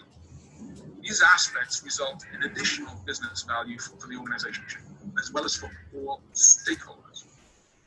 We believe that by nurturing and encouraging such behaviors, companies will accept the responsibility to conduct their operations with environmental and social due diligence in mind, and to deliver economic success too. This is what we understand as impact alpha. So now, to introduce our judges. Kelly Seringer. Kelly founded Symmetry Capital Management, a healthcare-focused hedge fund, in October 2001. For nearly 20 years, Symmetry Capital has focused on small to mid-capitalization biotech and medical device companies. In 2020, Symmetry's limited partnerships will begin investment in the cannabis industry through Medicus LP, as a complementary sector with a far more near-term upside potential. She brings great experiences in the finance world into the cannabis space, and for that, we appreciate you, Kelly. Lena Konstantinovich is an investor, entrepreneur, family office advisor, and sustainability thought leader. Over the past 15 plus years, Lena has evaluated over 6,000 innovations, advised over 200, and co-founded several companies. In 2016, Lena founded Innovation 4.4 with the mission to accelerate the commercialization of technologies key to implementing the Paris Agreement and the United Nations Sustainable Development Goals by aligning with 4.4 billion years of our planetary system. Innovation 4.4 is also an official partner of the United Nations and has collaborated extensively with the UN on expert brain trusts, public engagement, and the implementation of the UN SDGs. We are so fortunate to have Lena's big, beautiful brain with us in the room today. Over to you, Peter. Thank you, Jeff. So our next three judges, the first is Marian Rathison, who's a serial entrepreneur, co-founder, multiple tech companies over the last 20 years. Currently, Marian's the CEO and co-founder of Simplifya, the leading cannabis regulatory and compliance company in the industry. Marian's also serves as a board member and advisor to multiple companies in the cannabis space, so it's very wide exposure to lots of different sectors of the cannabis industry. And last but not least, Marian just recently successfully raised a multi-million-dollar round for Simplifya in the middle of the pandemic, which is a huge accomplishment. So congratulations on that, Marion, and we are excited to have you with us. Thank you. Next up is Les Savo. Les is the Director of Constructive Capital at Dr. Bronner's, the top-selling brand of natural soap in North America. And Les is particularly suited to this because that role, Les oversees the business development activities. Starting to hear a little echo from someone. Thank you. Les oversees the business development activities, which includes impact investing, philanthropy, and commercial support of Dr. Bronner's global supply chain projects. He's also on the board of multiple different companies, mostly in the food and apparel space. Les also has 20 years of experience working in the natural products and apparel industries. So we're very lucky to have someone with that direct experience and actually overseeing investment in this exact sort of companies that we're looking at today. So thanks for being with us, Les. And lastly, we have Matthew Nordgren, who is currently CEO and founder of Arcadian Fund, a venture fund focused on the ancillary side of cannabis, specifically investing in Series A and B rounds with companies focused on growth. To date, Matthew has been involved with over $7 billion in transactions, and Arcadian maintains a portfolio of approximately 30 plus companies, which includes many of the most well-known brands in the ancillary space.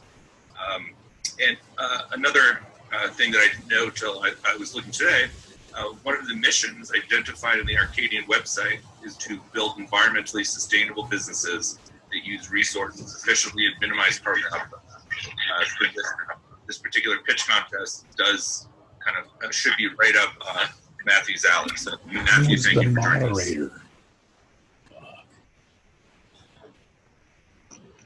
And Jeff, I'll turn it back over to you. Great, thank you very much. And so now, after those introductions, let's get started. Each contestant will have 5 minutes to pitch, followed by 5 minutes of Q&A. And just to keep everything simple, we have 5 finalists and we have 5 judges. So the 5 finalists appearing in alphabetical order are Asha Apothecary, Bio365, Endurage, Everflux Technologies, and Sana Packaging. And so before we dive in, may I offer my best wishes to each of you. Best of luck. First up will be Asha Apothecary.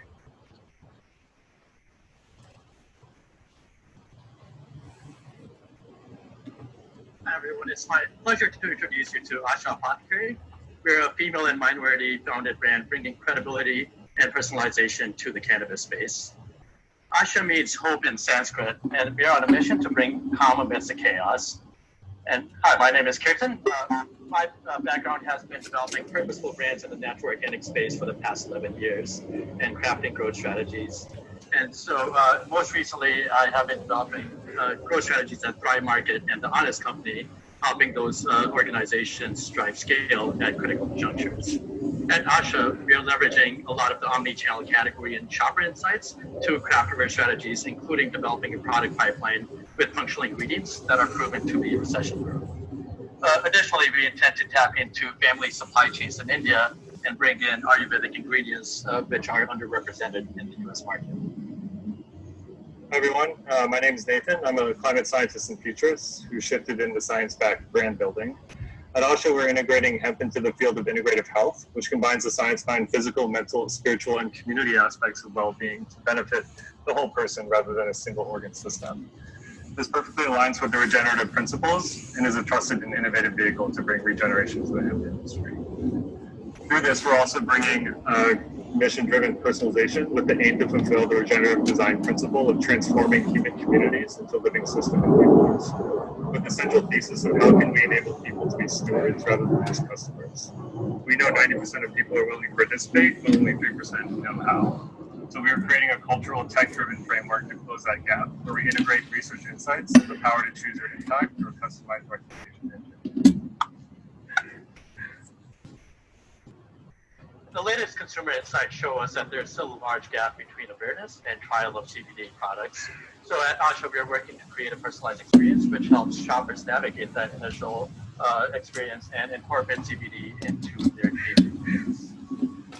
Focusing on the right side, this product has certainty in the market, the merchandising opportunity for our team to bring credibility, trust, and education to a space filled with some bad actors who the FDA are increasingly starting to regulate. I personally am working with the Institute of Integrative Health at USC through research and forums that are bringing together other institutes to help set the standards for the industry. And we also know that transparency is the new green, and regeneration is a journey. So far, we've done everything we can given our resources, knowing that our journey is infinite. And so from a sourcing standpoint, we leveraged a lot of the learnings I had from Pride Market, where I actually helped them develop their private label CBD program. So to start off with, we partnered with a very credible supplier who was already using organic farming practices and is on the forefront of the hemp industry. At every step, we try and leave no stone unturned. Our packaging is 100% recyclable and naturally biodegradable. Boxes are printed with carbon negative, compostable living ink made from algae. And our tape features plant-derived adhesive. But on a deeper level, we're partnering with our friends over at the regenerative organization Kiss the Ground, where we not only donate a portion of our profits to the regenerative farming training programs, but we also integrate their curriculum into our own regenerative design course that we developed at Cal Poly Pomona Regenerative Studies Institute. So through our research at USC and our regenerative design course at Cal Poly, we are bringing science and education to fortify trust with our growing community, with the goal of providing opportunity and growing a village in regeneration with a focus on underserved and minority communities.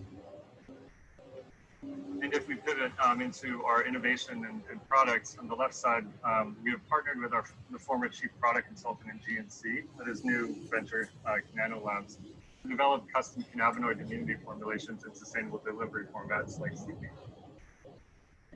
And on the right side, you see that we are also at the beginning stages of personalizing the giving experience for our shoppers and providing them the freedom of choosing which nonprofit partner they choose for their donation. And here quickly, just want to provide a quick snapshot of our journey today to highlight that we have been able to be very lean, nimble, and adaptive to grow and scale. So even during COVID, we were able to grow triple digits in the initial 3 months versus prior period. And here's a snapshot of our personalization regeneration roadmap. It's not meant to be read, but just to give you a sense of milestones we've hit and where we're going. We can dive a little deeper later if you would like. And I just wanted to quickly introduce you to the larger team of scientists, brand developers, and designers that are uniquely positioned to become leaders in regeneration. Yep, so we invite you to join us to deliver a calm midst of chaos. We've raised a fourth of our goal already, and know we are poised to be leaders in the regenerative cannabis industry. Wow, 5 minutes on the nose. Well done, both Kurt and Nathan. Thank you very much. Thank you. Well done. Questions from the judges? Go ahead. No, I was just going to say, on the organic, is that USDA organic? So right now that's on the roadmap, and we are transitioning to USDA organic in Q1 2021. Okay. And the packaging, did you say it's all either hemp-based packaging or biodegradable? Did I hear that correctly? Yeah, it's naturally biodegradable. It's recyclable cardboard, and then the ink was from algae, and the tape adhesive is plant. Thank you. Yeah. One question: there are types of there are CBD derived from different sources. What do you see the advantage of the hemp derived over some of the other types of CBD, whether it's citrus or cannabis derived? Yeah, so CBD, so hemp and marijuana are the same plant. One just makes a little less, or just less THC. So CBD from marijuana and hemp should be the exact same in terms of a chemical profile. In terms of the market, we believe hemp is a bigger advantage just because of relaxed regulation, but also we can build a shopper base in 50 states without being restricted to just the states that allow marijuana and THC. But as you probably know, CBD is just the first cannabinoid coming out of the cannabis plant and sort of the base of it. So chemically, they're generally the same, but the market has much different implications. Kieran, I don't know if you want to add anything to that. I think we see the CBD as being more of an entry point because there are a lot of shoppers who are just kind of coming into the space and still have a stigma. So even from a consumption data standpoint, we see a lot of the regions in the U.S. where people don't have exposure or access to THC. That's where we see the over-indexing of CBD sales. So really trying to educate the shoppers foundationally on cannabis, and then having the CBD as a starting point for us. Marion, is this the first, if I caught that, is this the first outside round that you're raising? Did you have friends and family or? Yeah, we did a pre-seed round with friends and family to get kicked off last year, and this is the first round where we're going to external angel samplings. Okay, and how much did you raise on that first round, the pre-seed? Pre-seed was $75K to get kicked off. Okay, and what's the valuation on this seed round? Valuation is $3 million on this year. Right. Okay. And you are currently in the marketplace and generating revenues. Did I get that correctly? Sorry. We are. We have been primarily focused on the direct-to-consumer channel, but also have a retail location in Los Angeles. So we are based in Los Angeles, and the goal is to develop LA as the initial footprint, and then grow into additional markets. And what's your current revenue? Sorry if I missed that. Right now, monthly revenue is still fluctuating, just given the time period we are in. But we have done over $20,000 in revenue since launch. Kirtan, Nathan, great presentation, and really appreciate the intention and kind of overall vision of the company. Can you just talk a little bit more about your product line? I'm not clear if this is tinctures only, or is it other product categories as well? Yeah, so we kind of launched with using a lot of the insights I had from iMarket, where I was able to see with the national shopper base what product types are really resonating. So we launched with tinctures, capsules, and a salve as well. But the goal for us is really, beyond that starting point, to really create advanced formulations and lead into vitamins and supplements and homeopathic categories. So bringing in additional functional ingredients, and as I mentioned, some of the Ayurvedic ingredient supply chains in India, tapping into those to become fully long-term. Just one follow-up question then. So what is the target? I know you said it's primarily, I guess, direct to consumer, but do you eventually plan on looking at natural product channels, and what is your kind of primary channel focus? Right now, the primary channel focus is direct to consumer, just given that's where we're able to reach a wider audience and create value by educating the shopper. And we're also in the process of creating more of a discovery kit where someone can understand how to begin to use CBD as part of their normal routine. But definitely want to leverage the natural retailers and partnered with those smaller mom and pop stores, especially that are kind of educating shoppers in developing community. That's kind of been my foundation. I started off actually taking a brand from Whole Foods 11 years ago and building it across mainstream channels. So my core is still very much in the natural organic space. And just to add on to that, we did launch an immunity formulation, and we mentioned the functional ingredients, and so we're using sort of data to see which functional ingredients are insensitive to those changes in fluctuations in the economy and what do well during times of recession, and that's where our data-driven formulation comes in. It's both science and Okay, well, thanks very much. That's time, I'm afraid. But it was fabulous. Thanks. Great presentation. Great questions. Thank you. Thanks for that. Thank you. We'll talk soon. Next We've up. talked in the past, but we'll talk offline. Okay. Great. Thank you for that, Matt. Next up, Michael. Michael Klein at Bio365. Best of luck, Michael. Thank you. 5 minutes. Kicks off now. Michael Klein, founder and CEO of Bio365. We're disrupting controlled environment agriculture, capturing share from the fast-growing manufactured soil business. There we go. An unmet need. At current loss rates, only 60 years of topsoil are left on Earth, and at that time, everything we'll be eating will be grown in controlled environment agriculture. The CA is a technology-based approach to indoor agriculture production that provides secure, healthy, and cost-effective year-round production of premium edible, medicinal, and high-value plant species. I won't go into the science here, but top-quality organic crops require interaction with a biologically rich living soil to deliver optimal flavor and nutrition, chemotype expression. Our competitors' sterile, mediocre horticultural media leads to mediocre results. It's all over the cannabis world. The cannabis industry is growing very fast. We're focusing on cannabis as our first CEA crop vertical. Our purpose-driven mission, we want to enable future generations to enjoy freshly grown, organic, flavorful, and nutritious fruits, vegetables, and medicines. We want to help farmers deliver healthy plants, healthy profits, and a sustainable and healthy environment. And we want to capture a share of the organic premium for all CEA crops. We're an ESG impact company because for a number of reasons. Number one, we have a dedicated opportunity zone fund to fund and execute the build out of our manufacturing network, which will be creating jobs in areas of poverty all across the country. Everything we do is organic. The materials in our soils are very sustainable, particularly cocoa is one of the most sustainable. The magic in our soils, so patented technology for the best of both worlds, clean, consistent, biochar-based living soil and class-leading engineered horticultural media.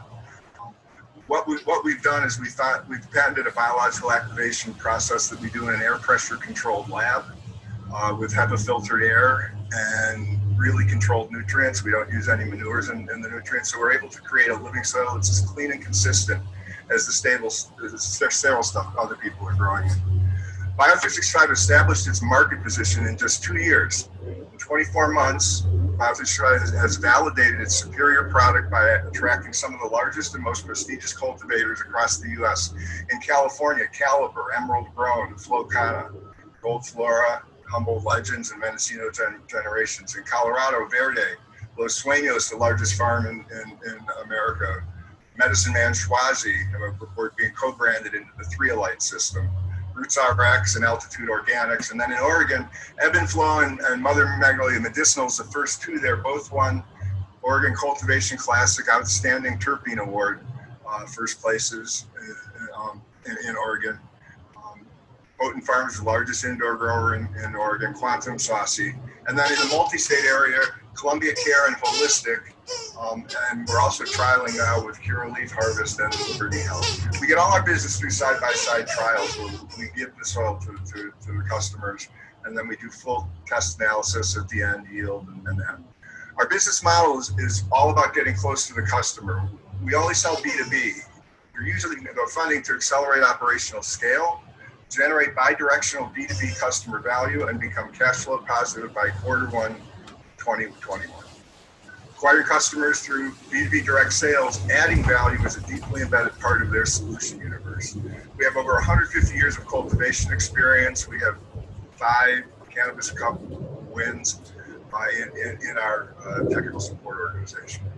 Extracting value by building knowledge from B2B customer base and developing new product and technology solutions that can be leveraged with new customers and new vertical markets. Scaling volume, protecting revenue, and driving margin growth through supply chain improvement and geographical production distribution. Right now, we'll be doing $850,000 a month in the Q4 of this year. That's our capacity. And when we drop 2 new plants in Colorado Springs and Visalia, we eliminate a $120,000 a month transportation penalty that we're paying now, and we go right to cash flow positivity.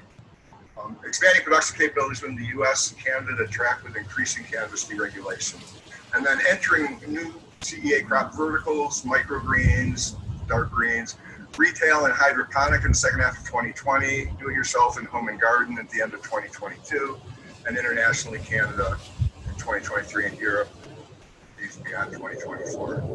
Go-to-market plan, cannabis first. Laser focus on cannabis, the highest value crop, leveraging Bio365 soil, superior performance. Capture 7% of what will be a $2.5 billion market by 2024. Direct B2B sales with a dedicated experienced sales force.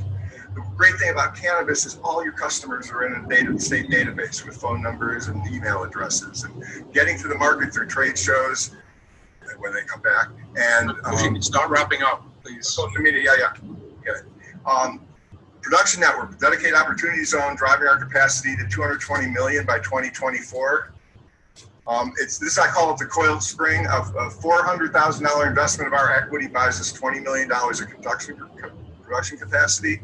Here you see lots of numbers and our use of funds production plan build up. Thank you. You missed the stuff. whole Thank you point so of much, that. Michael. A lot of stuff in there. You missed the whole point of that. Judges, Q&A. No. Over to you. Yeah, there was quite a bit of stuff, Michael. Nice to go through this with you. I know we've had a few back and forths, and maybe even speaking soon, it looks like. But and we went through some of these last graphs rather quickly. You said you're going to be cash flow positive first quarter 21. I took a quick look at that last graph. Not sure did I see that in there or not, but that's a great thing. I'd like to know the market share because I see a lot of these types of companies in this vertical.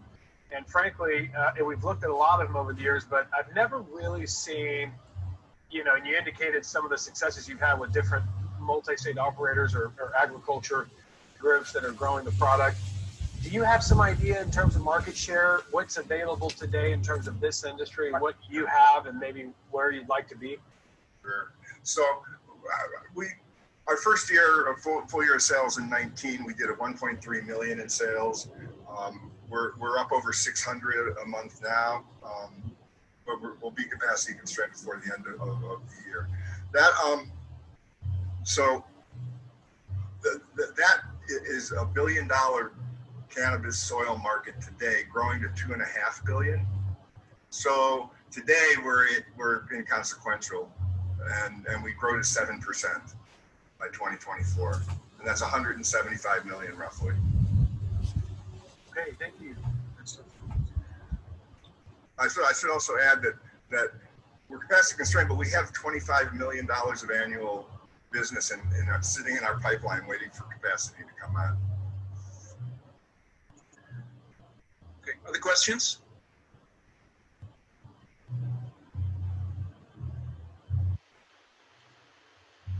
Michael, can you talk a little bit about your background and maybe a little bit more about your management team? Sure, absolutely. So the way I got into this business, I spent 20 years as a board member and twice chair of Rainforest Action Network, and we were always doing a lot of investing that was well intended. We were looking for climate change technologies, and we stumbled across something called biochar. Biochar is a charcoal that's made when you cook any organic waste in an oven with no oxygen, and it's a great agricultural. But what it's really doing is it's taking carbon out of the annual crop cycle and sequestering it in the soil for 60 to 100,000 years. Well, when you make it in an oven with no oxygen, it creates a ton of synthetic natural gas that you could sell. And in 2007, when we started, you could sell the gas and make a profit on the plant and give the char away. So we were going to the Johnny Appleseed biochar all over the world. Fracking comes along, natural gas goes to $2, and we lose the whole business model. So we built a test kiln at Cornell, and we're working with Cornell soil scientists. We had a whole portfolio of patents around biochar, inoculating with biology, and we couldn't do anything. So he said, well, I'm just going to take this stuff and make a soil. And he went back to Ithaca and started making soil, and all of a sudden people started showing up with big trucks and first names only and cash. So I at the time had a collective in Sonoma, and I had him send me some, and I couldn't believe it. I said, can I buy it out here? He said, no. I said, why not? I said, transportation. I said, I'll give you 20% of the West. Let's divide the country in half. And if I can make a brand of this, then we'll merge and make it go away. And that's how we started. That was 2 years ago. Just to go a little bit deeper on that, can you describe the rest of the team and what they're So, yeah. So the reason I told my story is my partner is a British soil. He's a British soil scientist. Taught at Cornell. I have my COO is he's incredible. He's a Lean Sigma 6 certified and ISO 9000, 9001 certified. He ran a international publishing company prior to this. I've got an IPO level CFO who worked for a private equity company in Cleveland, Ohio. He was their designated CFO, and they would acquire companies for combinations. And then my team of cultivators is part of it. Who's running the show here? What time frame do you anticipate being able to deliver on this 125 million of orders? It's 25 minutes. I need the capacity. I'll have 30 million of capacity by the end of the first quarter, 50 million by the end of the second. So I can start adding those trials to the pipeline in the second quarter. Great stuff. Okay, thanks everybody. We're out of time on Q&A with Michael at Bio365. Next up, we have Isaac Foster of Entourage. Isaac, if you're ready to rock and roll, we're over to you. I am. I need the screen release. I'm trying to figure out how to get it back. Hold on.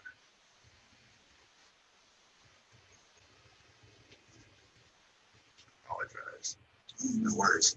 Can't find it. It's the problem. It should be a red button next to where it says you are sharing your screen. Yeah. Sorry. There we go. Isaac, do you have that now? I do. Putting it up. Great stuff. Deep breath. Great. Okay. So Isaac at Entourage, over to you. Thank you. My name is Isaac Foster, and I'm the CEO of Entourage. And we are focused on the clinician-directed use of hemp-derived cannabinoids.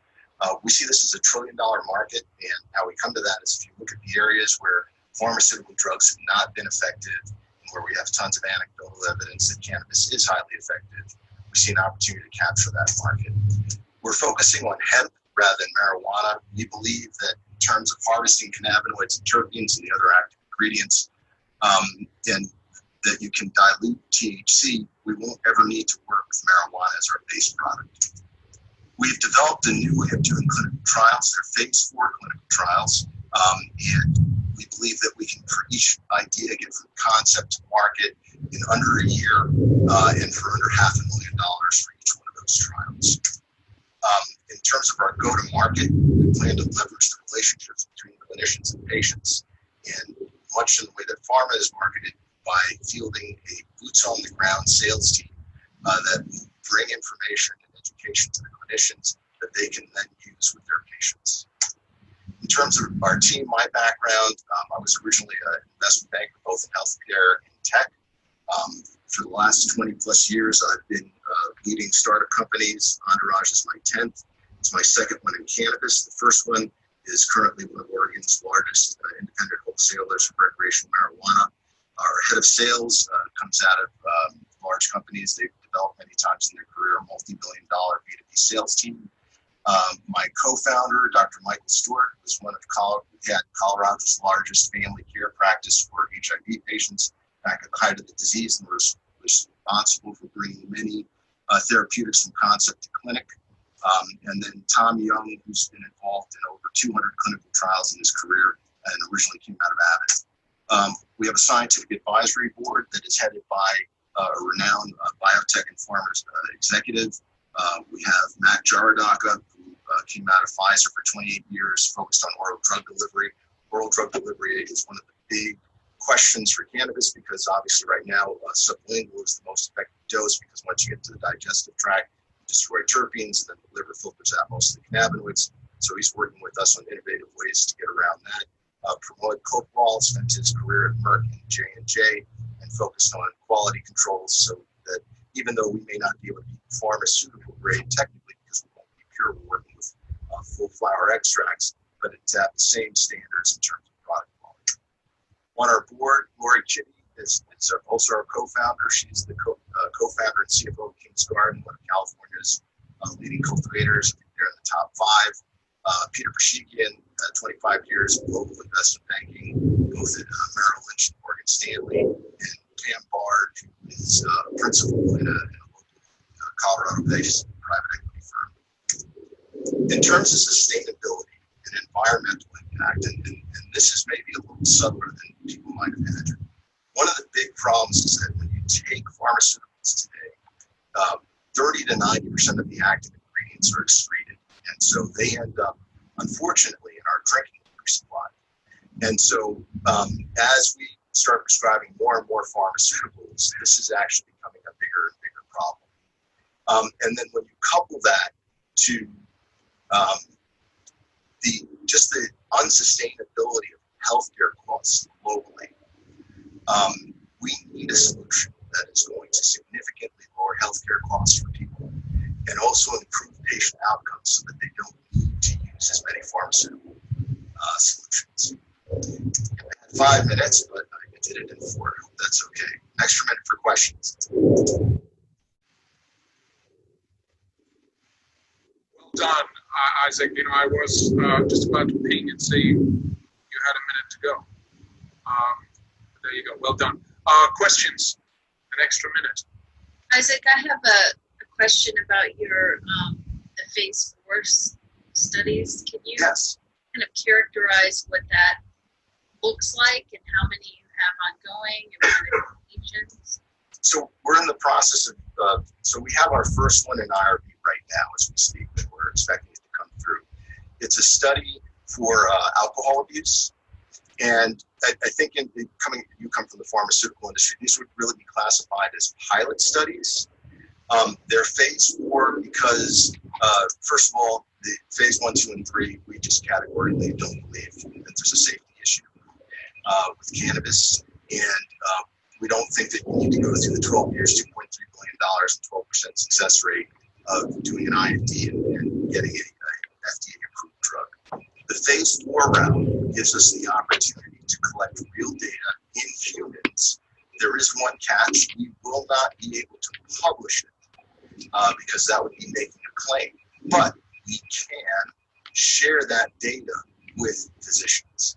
And we see that as the key. And that's why we have a through physician to patient marketing concept. But it does need to be peer reviewed, though, doesn't it? So it does not. What we're finding when we're in the field and we're talking to clinicians, and first of all, we're in Colorado, right? So we have many physicians that are already practicing cannabis medicine. And right now they're sending people to dispensaries to, combust cannabis. What we'll be providing them is we're going to give them all of the data, right? They can review it themselves. They can have access to it and draw their own conclusions. But for, a hemp-derived formulation and where they can see the results in people, and if they're practicing in the same area, they can try it with their patients to see if it works for them. Okay. And what is the financial model? In terms of the way we generate revenue? Yes. So it's through the physicians, but it's consumer direct. So the physicians would be recommending, and the patients would be purchasing from us online. And we believe that when you're dealing with cannabis therapeutics, it's very important for quality, and so delivering them directly to the consumer is the ideal methodology. Hey, Isaac, those are great answers, man. It's so nice to see you here. I can tell the rest of the judges in the panel that Arcadian has sampled some of your products, and they are fantastic. You guys sent us some not too long ago, and they're really, really good. That being said, you also seem to have a team that hopefully can figure this out. You've got some really smart, talented people there. It's early days. So you got some things like the phase 4, and thank you for explaining that. I think that's a nice, although I think GW Pharma spent $750, not 2.3, and they actually got it done in less time than 12 years, I think like 7 or 8. But that's a long path. We don't even know what that's going to look like yet. So I like your direction. We love the product. I just want to share that with the rest of the judges. It's really, really a good product. And, to further clarify your revenue, I have a great suggestion for you. We have a company that I think exactly does this model. Would love to connect you in there. And more than anything, just encouraged to see where your product goes. We've done quite a bit of work on it. Thank you so much. Any other questions? Do we have extra time? Because I can ask more. Yeah, we're only at the 8.5 minute mark. So Okay. you go.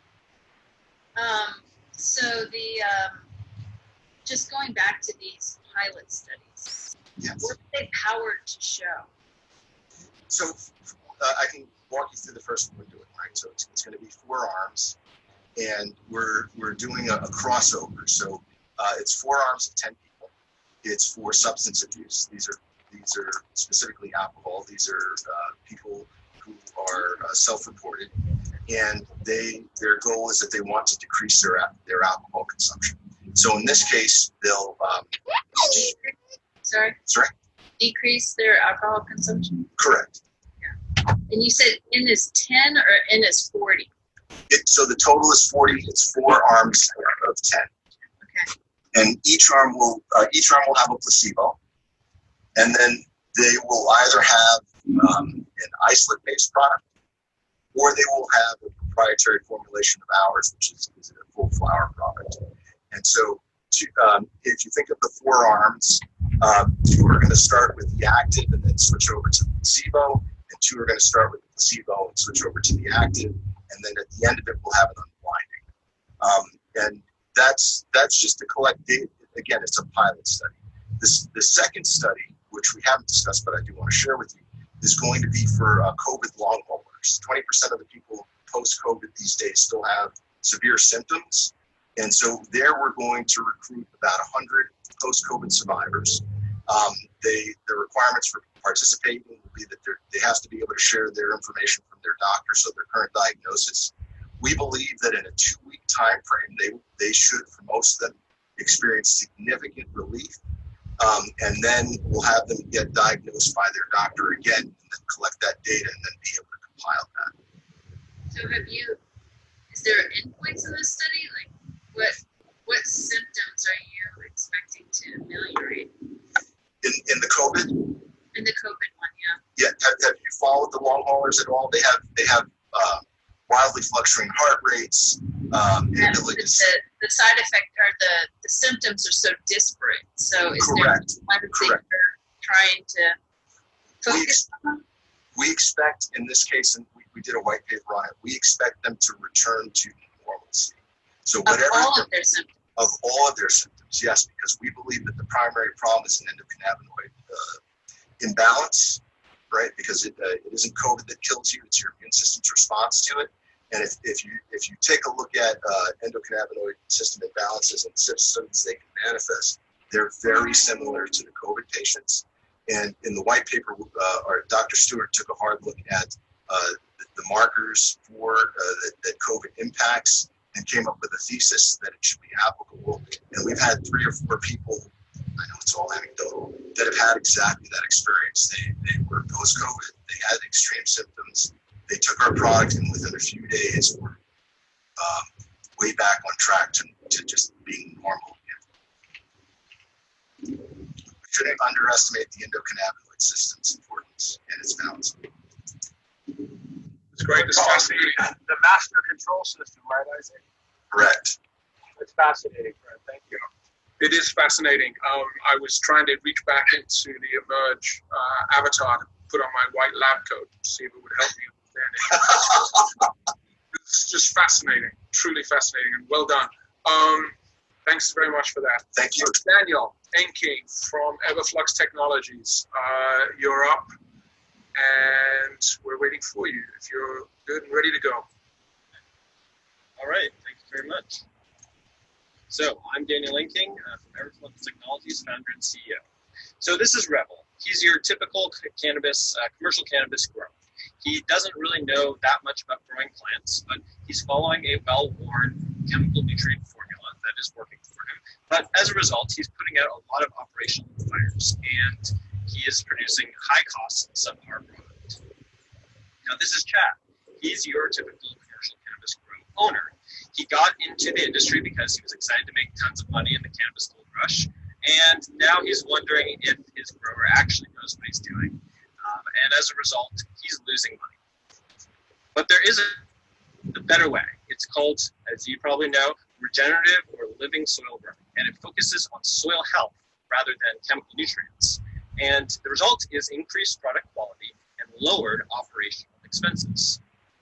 So much so that living soil growers actually are saving, by the 10th cycle, often saving 50% of their fertility and soil costs compared to fertilizer growers. And a big part of this is because those growers are throwing away their soil almost every cycle versus the living soil grower who reuses and improves their soil. And this applies just as much outdoor as indoor. So why, if this is such a great way of growing, why is it happening? Well, it's really a legacy of prohibition. You know, growers with a short-term mindset, not sure if they were going to be around for another grow cycle, were just trying to maximize their immediate profits. And now there's really just a lack of knowledge that there is a better way to grow. And so this is the problem Everflux is solving. We are taking a two-pronged approach and bringing in educational products to show growers another way of growing and soil-enhancing biostimulants. And as a result, our competitive advantage is twofold. So we have this proprietary liquid fermented plant juice, BioFlux, that was developed by a farmer over 15 years of trial and error. And this fits into the microbial fertilizer market, which is growing very rapidly. At least in cannabis right now, there really are no other products like BioFlux that provide a complete solution, complete replacement for chemical fertilizers. And our second competitive advantage is that we have Brian Waxman, who is an up-and-coming living soil educator. He's been growing commercially for over 10 years, and he made the switch himself to living soil growing, and he is really well positioned to do this education for us. So cannabis and hemp are our initial target markets, but our products and the education really are applicable to all of agriculture, indoor and outdoor. And so we see hemp farmers especially, who are sometimes growing other crops, as a gateway into the rest of agriculture, which has a $300 billion global potential market. And this really gets into our big vision, which is to transform all of agriculture, reverse climate change, because when you build healthy soil, you are sequestering carbon out of the atmosphere and putting it into the soil. So we've already done an independent trial with an independent grower to verify that BioFlux can actually get similar yields, but produce a higher quality product compared to chemical fertilizers. And just to further back that up, Dr. Rob Flannery, a well-known cannabis grower, said he can get $300 more per pound for a product grown with a microbial product. So we already have a number of large paying customers, and most importantly, 3 of the 4 you see on the right there are already repeat customers. We have a plan to get to market that involves, we've now made a pivot really to just online advertising and marketing, driving people to free educational content, and then to our paid educational content. And from there, once their mind has been kind of shifted and they see the light on this way of growing, then they're much more likely to buy our physical products and become product evangelists. And then we also use we also grow direct sales here too. So our team is really well positioned to do this. I am a climate change solutions entrepreneur, experienced salesperson. Brian, I talked about his background. Milan has actually worked for a couple different manufacturing companies, a biochar company, scaling up their operations. And Dawn has 20 years of ag sales experience. We are constantly focused on reducing risk for investors because we know that's what you care about. We recently went through the Canopy Boulder Business Accelerator program. We recently hit our 10K MRR goal and got our organic certification. And our business model is pretty simple. We sell the products directly to growers with very good margins, I might add. And because of that, we expect to grow quickly. So we're trying to raise a $500,000 seed round, our convertible notes, $3 billion valuation cap to meet these milestones.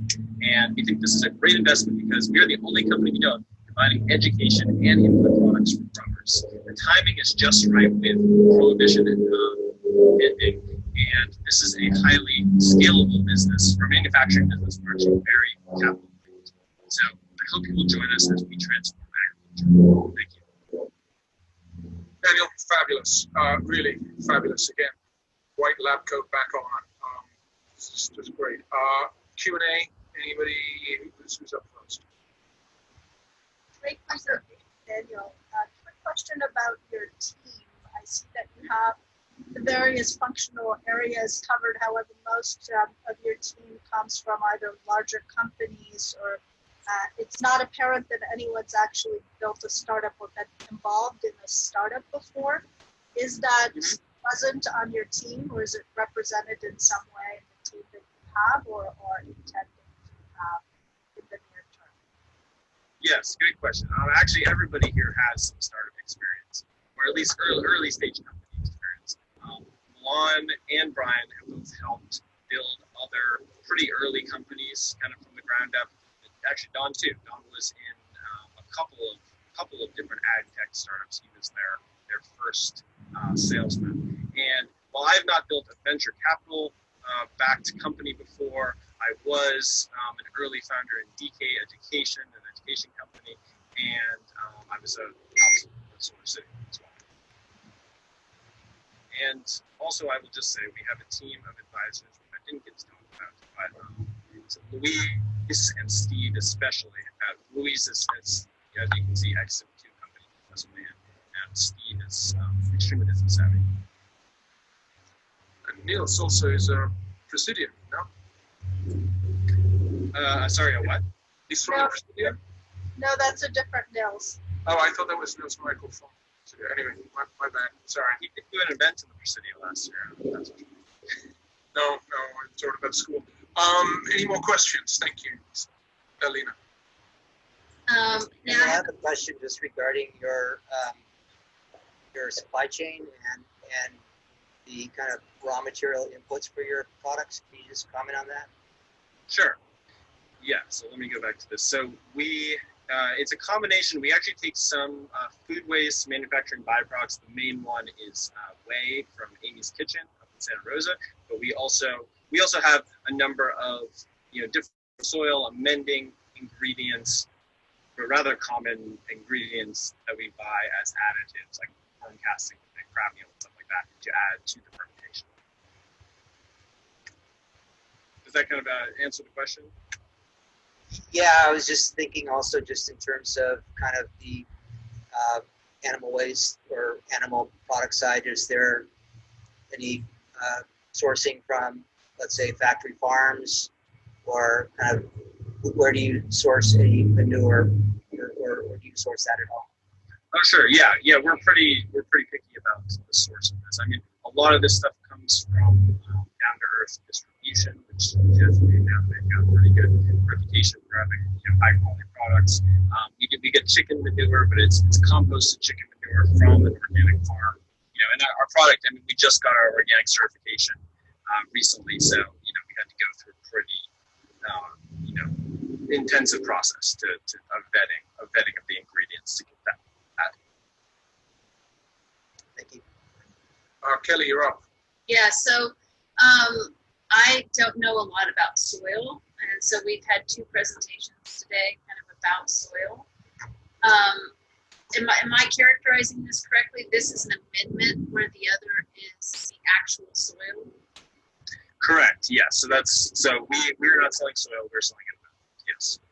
So you can take any soil and make it more biologically produced growing plants. That's right. So this is a dense microbial liquid here, and these microbes are also this fermentation process. The certain microbes that are propagated are pretty resilient in a lot of different environments as well. I mean, they will work slightly better in some than others, but we've actually tested it in like the California environment, in a tropical environment on the East Coast, that people use products in all those different climates, and it's worked in all those. Okay. Any environmental impact in terms of your packaging or anything like that? I'm glad you asked that, because you can see this is a plastic-looking bottle here. We really did not, from the beginning, we really did not want to use those, and we are actually right now in the process of transitioning over to using glass bottles for the smaller containers, and then the larger containers we do use plastic, but they're highly reusable IBC totes, 5-gallon buckets that people use over and over again. So it's definitely something we're conscious of. It's a challenge. We would really love to use hemp plastic in our bottles, but there just doesn't seem to be anything available yet. Matt, do you have a question?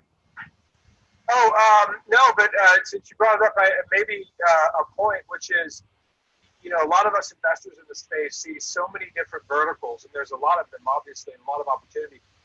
As we brought up in the last, the soil panel presentation, was that sometimes it's helpful to paint a picture as to what the opportunity is and almost reverse engineer that. So as to say, okay, this looks great to me. I know you don't have a lot of time, but frame it for the investor. Okay, so here's the market today. Here's where we think the market for this is going. Here's what piece of it we are today, and here's what we aim to be to make this successful. I'd love to have an offline conversation with you about that, just to help understand the opportunity for what you're doing versus say, it looks like a great opportunity, have everything go right, but frame it for us and how you see this being successful and what it's going to take.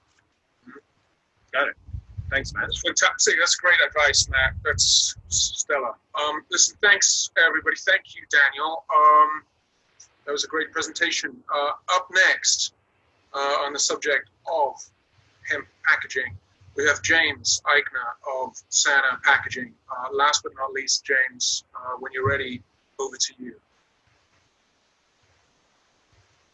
Between the global pandemic, civil rights protests, and upcoming election, it can be easy to forget that we're also in the midst of a global waste crisis.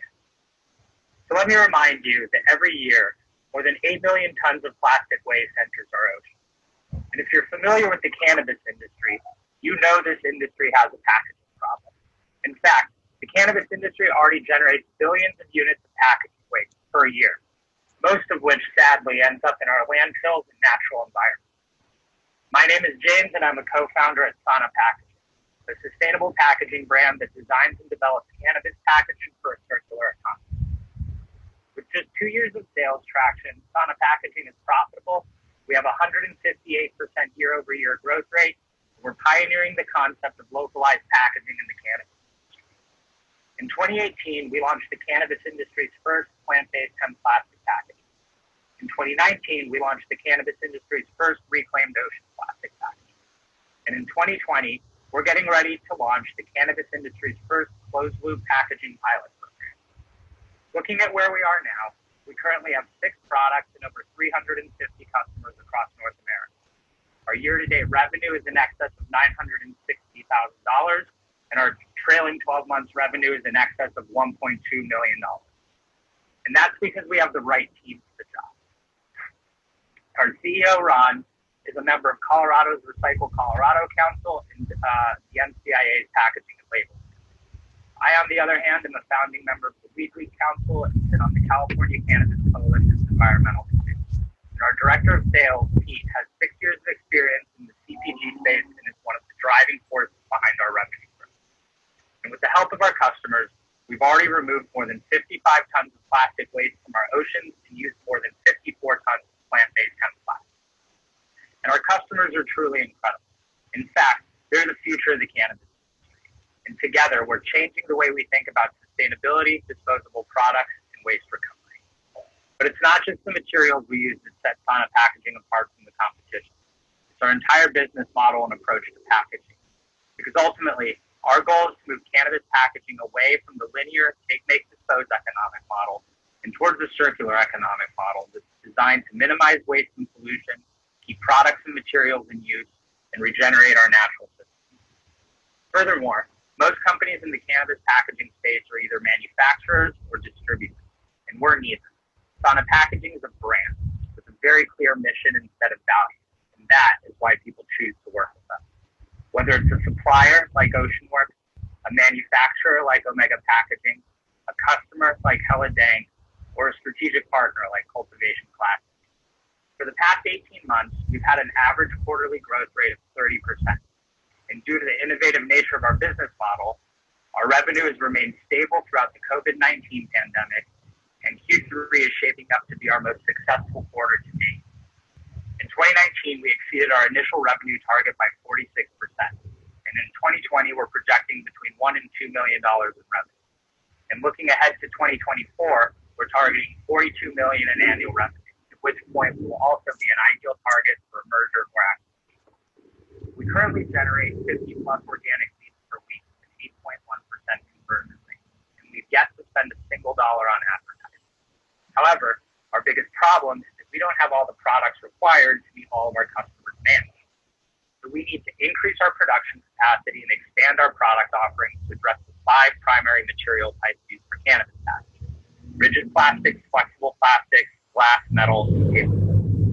By 2025, cannabis packaging is expected to represent a $4.2 billion segment of the $1 trillion global packaging market. And while cannabis packaging is a crowded space, Sana Packaging is the industry leader in sustainable packaging. Our expertise is unmatched, and we have the strongest brand. So let's get down to business. We're raising an $800,000 equity round on a $5 million pre-money valuation. We have a proven track record of setting and achieving realistic goals, and now we need your help to keep growing. So thank you for your time. Before I finish, I want to leave you with 3 key takeaways. 1, Sana Packaging is profitable. 2, we have a 158% year-over-year growth rate. And 3, it has never been more important than now to invest in local resilience. And we're proud to pioneer the concept of localized packaging in the cannabis space. Thank you. Thank you ever so much, James. That's brilliant presentation. Thank you. Questions from the judges?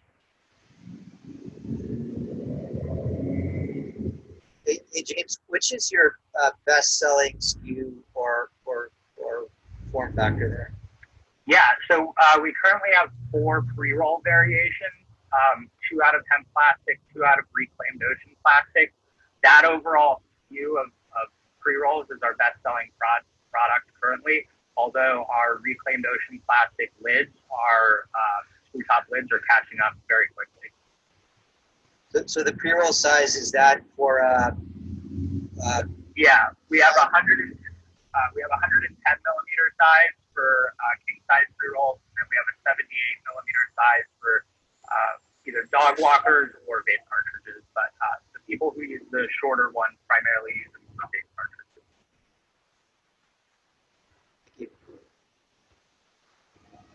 Hey, James, great to see you, buddy. So proud of what you guys have done, just to watch your journey and heard the updates as you've gone along. And just really encouraged to see the consistent growth here. One of the questions, as you know, we've had for you over the last couple of years is margin, and how you're able to keep your margin and still, have a cost sensitive option. I think that in this industry, at least, not too many people would disagree that this is the way to go, but we have to make sure that it's can keep the business alive in terms of their cost. As you know, a couple companies we're involved with have had that. So I'm curious if you could tell myself and the other judges here what your thoughts are in terms of not just being a better product or better for the environment, but how do we get costs to where they need to be so that we can get you to scale? It's really important. Yeah, absolutely. So just real quick, we've been, teetering on the edge of profitability this entire year, with every month either, a few thousand of black or red, depending on the month. The last few months, we've been turning a profit consistently, which is really great. Packaging industry margins are notoriously low, depending on the quarter. Gross margins vary between 30 and 40%, with net margins varying between 4 and 8%. And we're always targeting those, industry standards. The way, we're fortunate that we make a really great margin on our reclaimed ocean plastic products, and our hemp plastic products are kind of a loss leader. They have a significantly lower margin, but our overall margins kind of even out to those industry standards. The big thing for getting our costs down is simply scaling up our supply chain, as well as building track record with the manufacturers that we work with. So, for instance, to launch our first products, we had to put all the money down for our production scale molds ourselves because we had no track record to look back on. And so you're looking at, anywhere between $100,000 and $200,000 to launch a product. Now that we have some solid sales traction under our belt, it's becoming in the better interest of our manufacturing partners to help us cover the cost of our production scale molds, because they know that ultimately they'll be making money by manufacturing our products for us. So what used to take us several $100,000 to create now takes us between $25,000 and $75,000, depending on the new product. So getting our product development costs down is the other piece of the puzzle, but beyond just scaling up our material supply chain.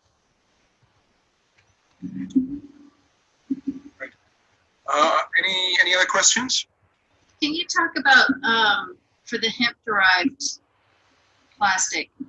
What is that biodegradable, or how much time does it take for that to break? Yeah, that's a great question. It is biodegradable. However, we don't use that in our marketing. We use the term plant-based in all of our marketing because we think biodegradable is a bit of a misleading term because there's no time frame associated with it. Certified compostable products, on the other hand, biodegrade within a 90 to 180 day time frame in an industrial composting facility.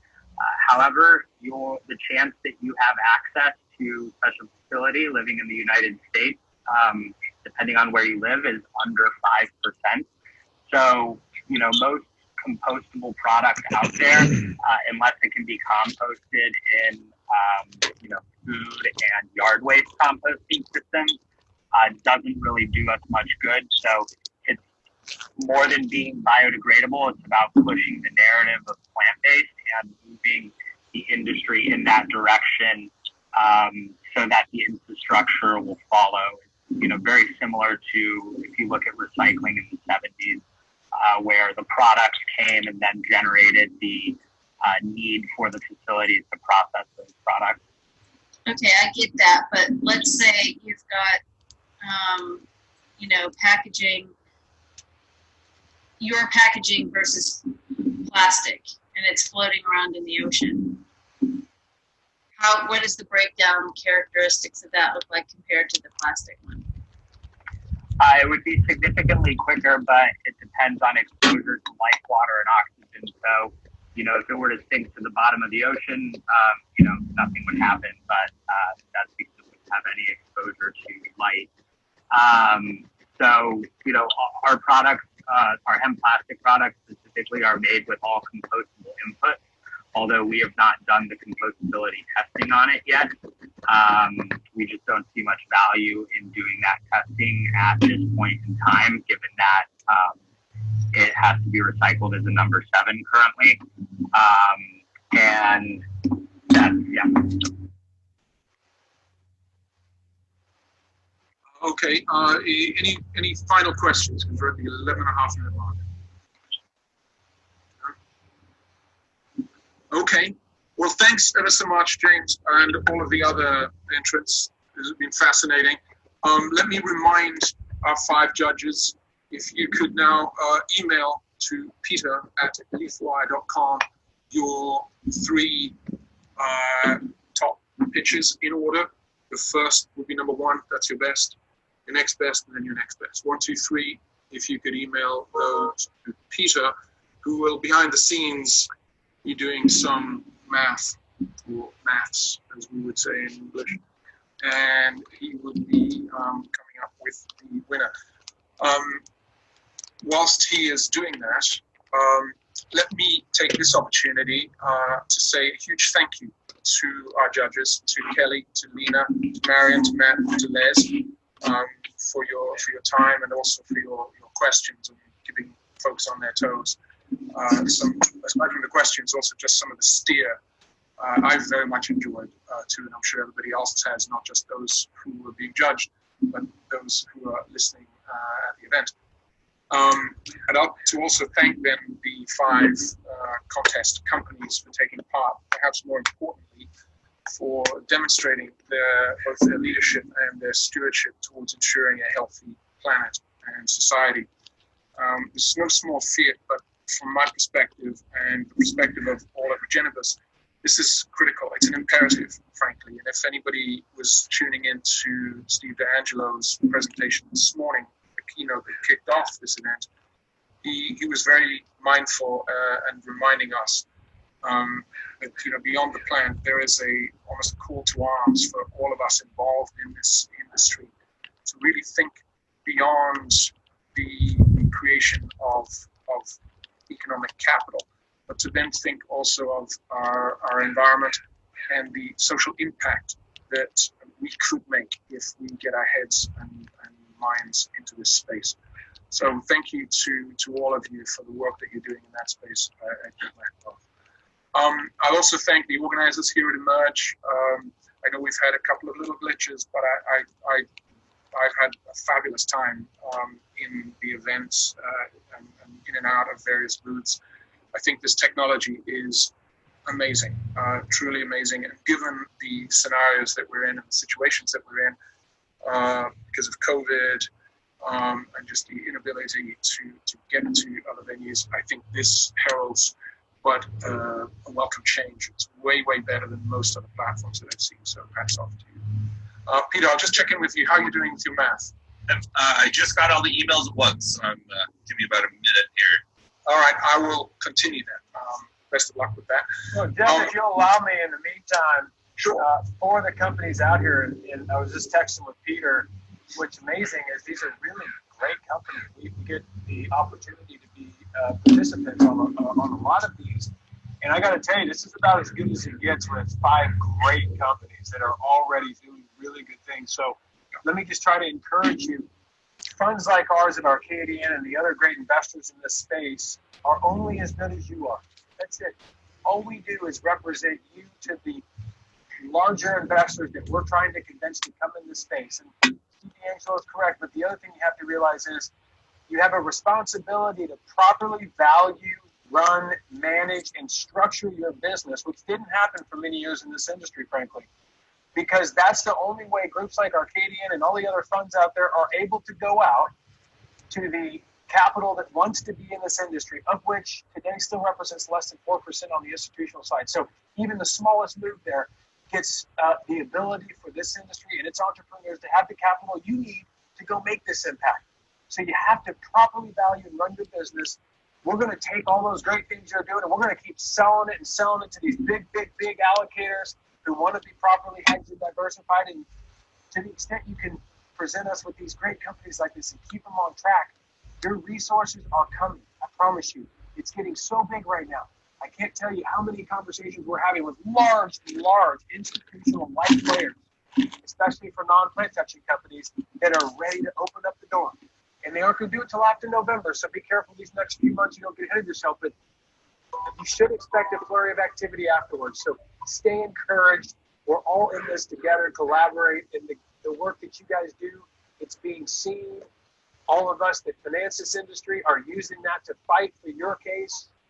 And before you know it, you're going to have the resources you need. So just keep good with them and stay structured in the That's great. Wise words. Thank you, Matt. Peter. I was just going to jump in and ask a quick question. So 2 of the judges sent me the CEOs' names, not the companies. And I don't have a list of the companies and names right in front of me, so I'm just going to ask, can you tell me the company for Kirtan? Kirtan is Asha Apothecary. Asha, okay. Daniel? Daniel is Everflux Technologies. Good. And Isaac? Unduraj. Unduraj. Okay, thank you. That'll be one more minute for that. Sorry. Okay, that's great. And so just to pick up also then on what Matt was saying, which I wholeheartedly agree and endorse. You know, tomorrow, so selfless pitch here. I shall be speaking at about 11:15 Pacific. I'll be speaking about investing for impact, a multi-capital approach for the cannabis industry.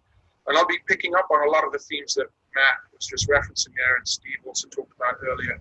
That, you know, from our perspective, there is a huge opportunity in the cannabis industry, both from an organization that's in the cannabis industry, like these 5 brilliant companies here, as well as from an investor perspective. It's not that it's coming from one particular group, it has to come from both. Actually, investors, there's really an imperative these days that investors are asking relevant and pertinent questions related to what is now frequently being referred to as ESG frameworks. And for those that have been in the finance world for a period of time, they will understand what these environmental social governance frameworks are. Investors need to be asking those questions of the companies that they're thinking of investing in. And similarly, these companies need to be demonstrating their smarts when it comes to how are they strategizing and also how are they operating. What are they measuring? Is it material to their business? So are they looking at the environmental aspects of what it is that they're doing with their products and services? Are they looking at the social impact opportunities as well as delivering value? And this is what I referenced earlier.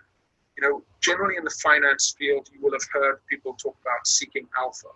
That's all well and good if all you're looking for is a return on that interest better than the market. What we're saying at Cannabis is we're seeking impact alpha, which is we want alpha across environmental impact, social impact, as well as economic impact. And those three together really makes your organization stand out. And it makes then that organization stand out even more to those savvy, smart investors. And Matt's right. The money will come. It is coming. But there needs to be this little bit of a growing up, if you like, in terms of how are we valuing and operating our businesses. And so I'll be speaking a little bit more about that tomorrow and tying it back to sustainable development and sustainable development goals. That's great. Looking forward to hearing that tomorrow, Joe. Okay, so we do have the results here. And first of all, let me thank all the participants. Those were great presentations, as Matthew said. So in third, and I'll also say these are all separated by 1 point. So the top three are all extremely close. In third place is Sauna. So congratulations to Sauna Packaging. Second place is Entourage. So congratulations. And the winner of the first ever merge pitch contest is Everflux. So congratulations to Daniel. And thanks again to all the judges for taking the time to vote and look so carefully at all those companies. I know we really appreciate it, and all the feedback is really great for all the entrepreneurs to actually hear the real questions from real investors. So thank you all for your time. Well, thank you all for your time. Yeah, and let me offer my congratulations to Everflux and to Daniel. Great.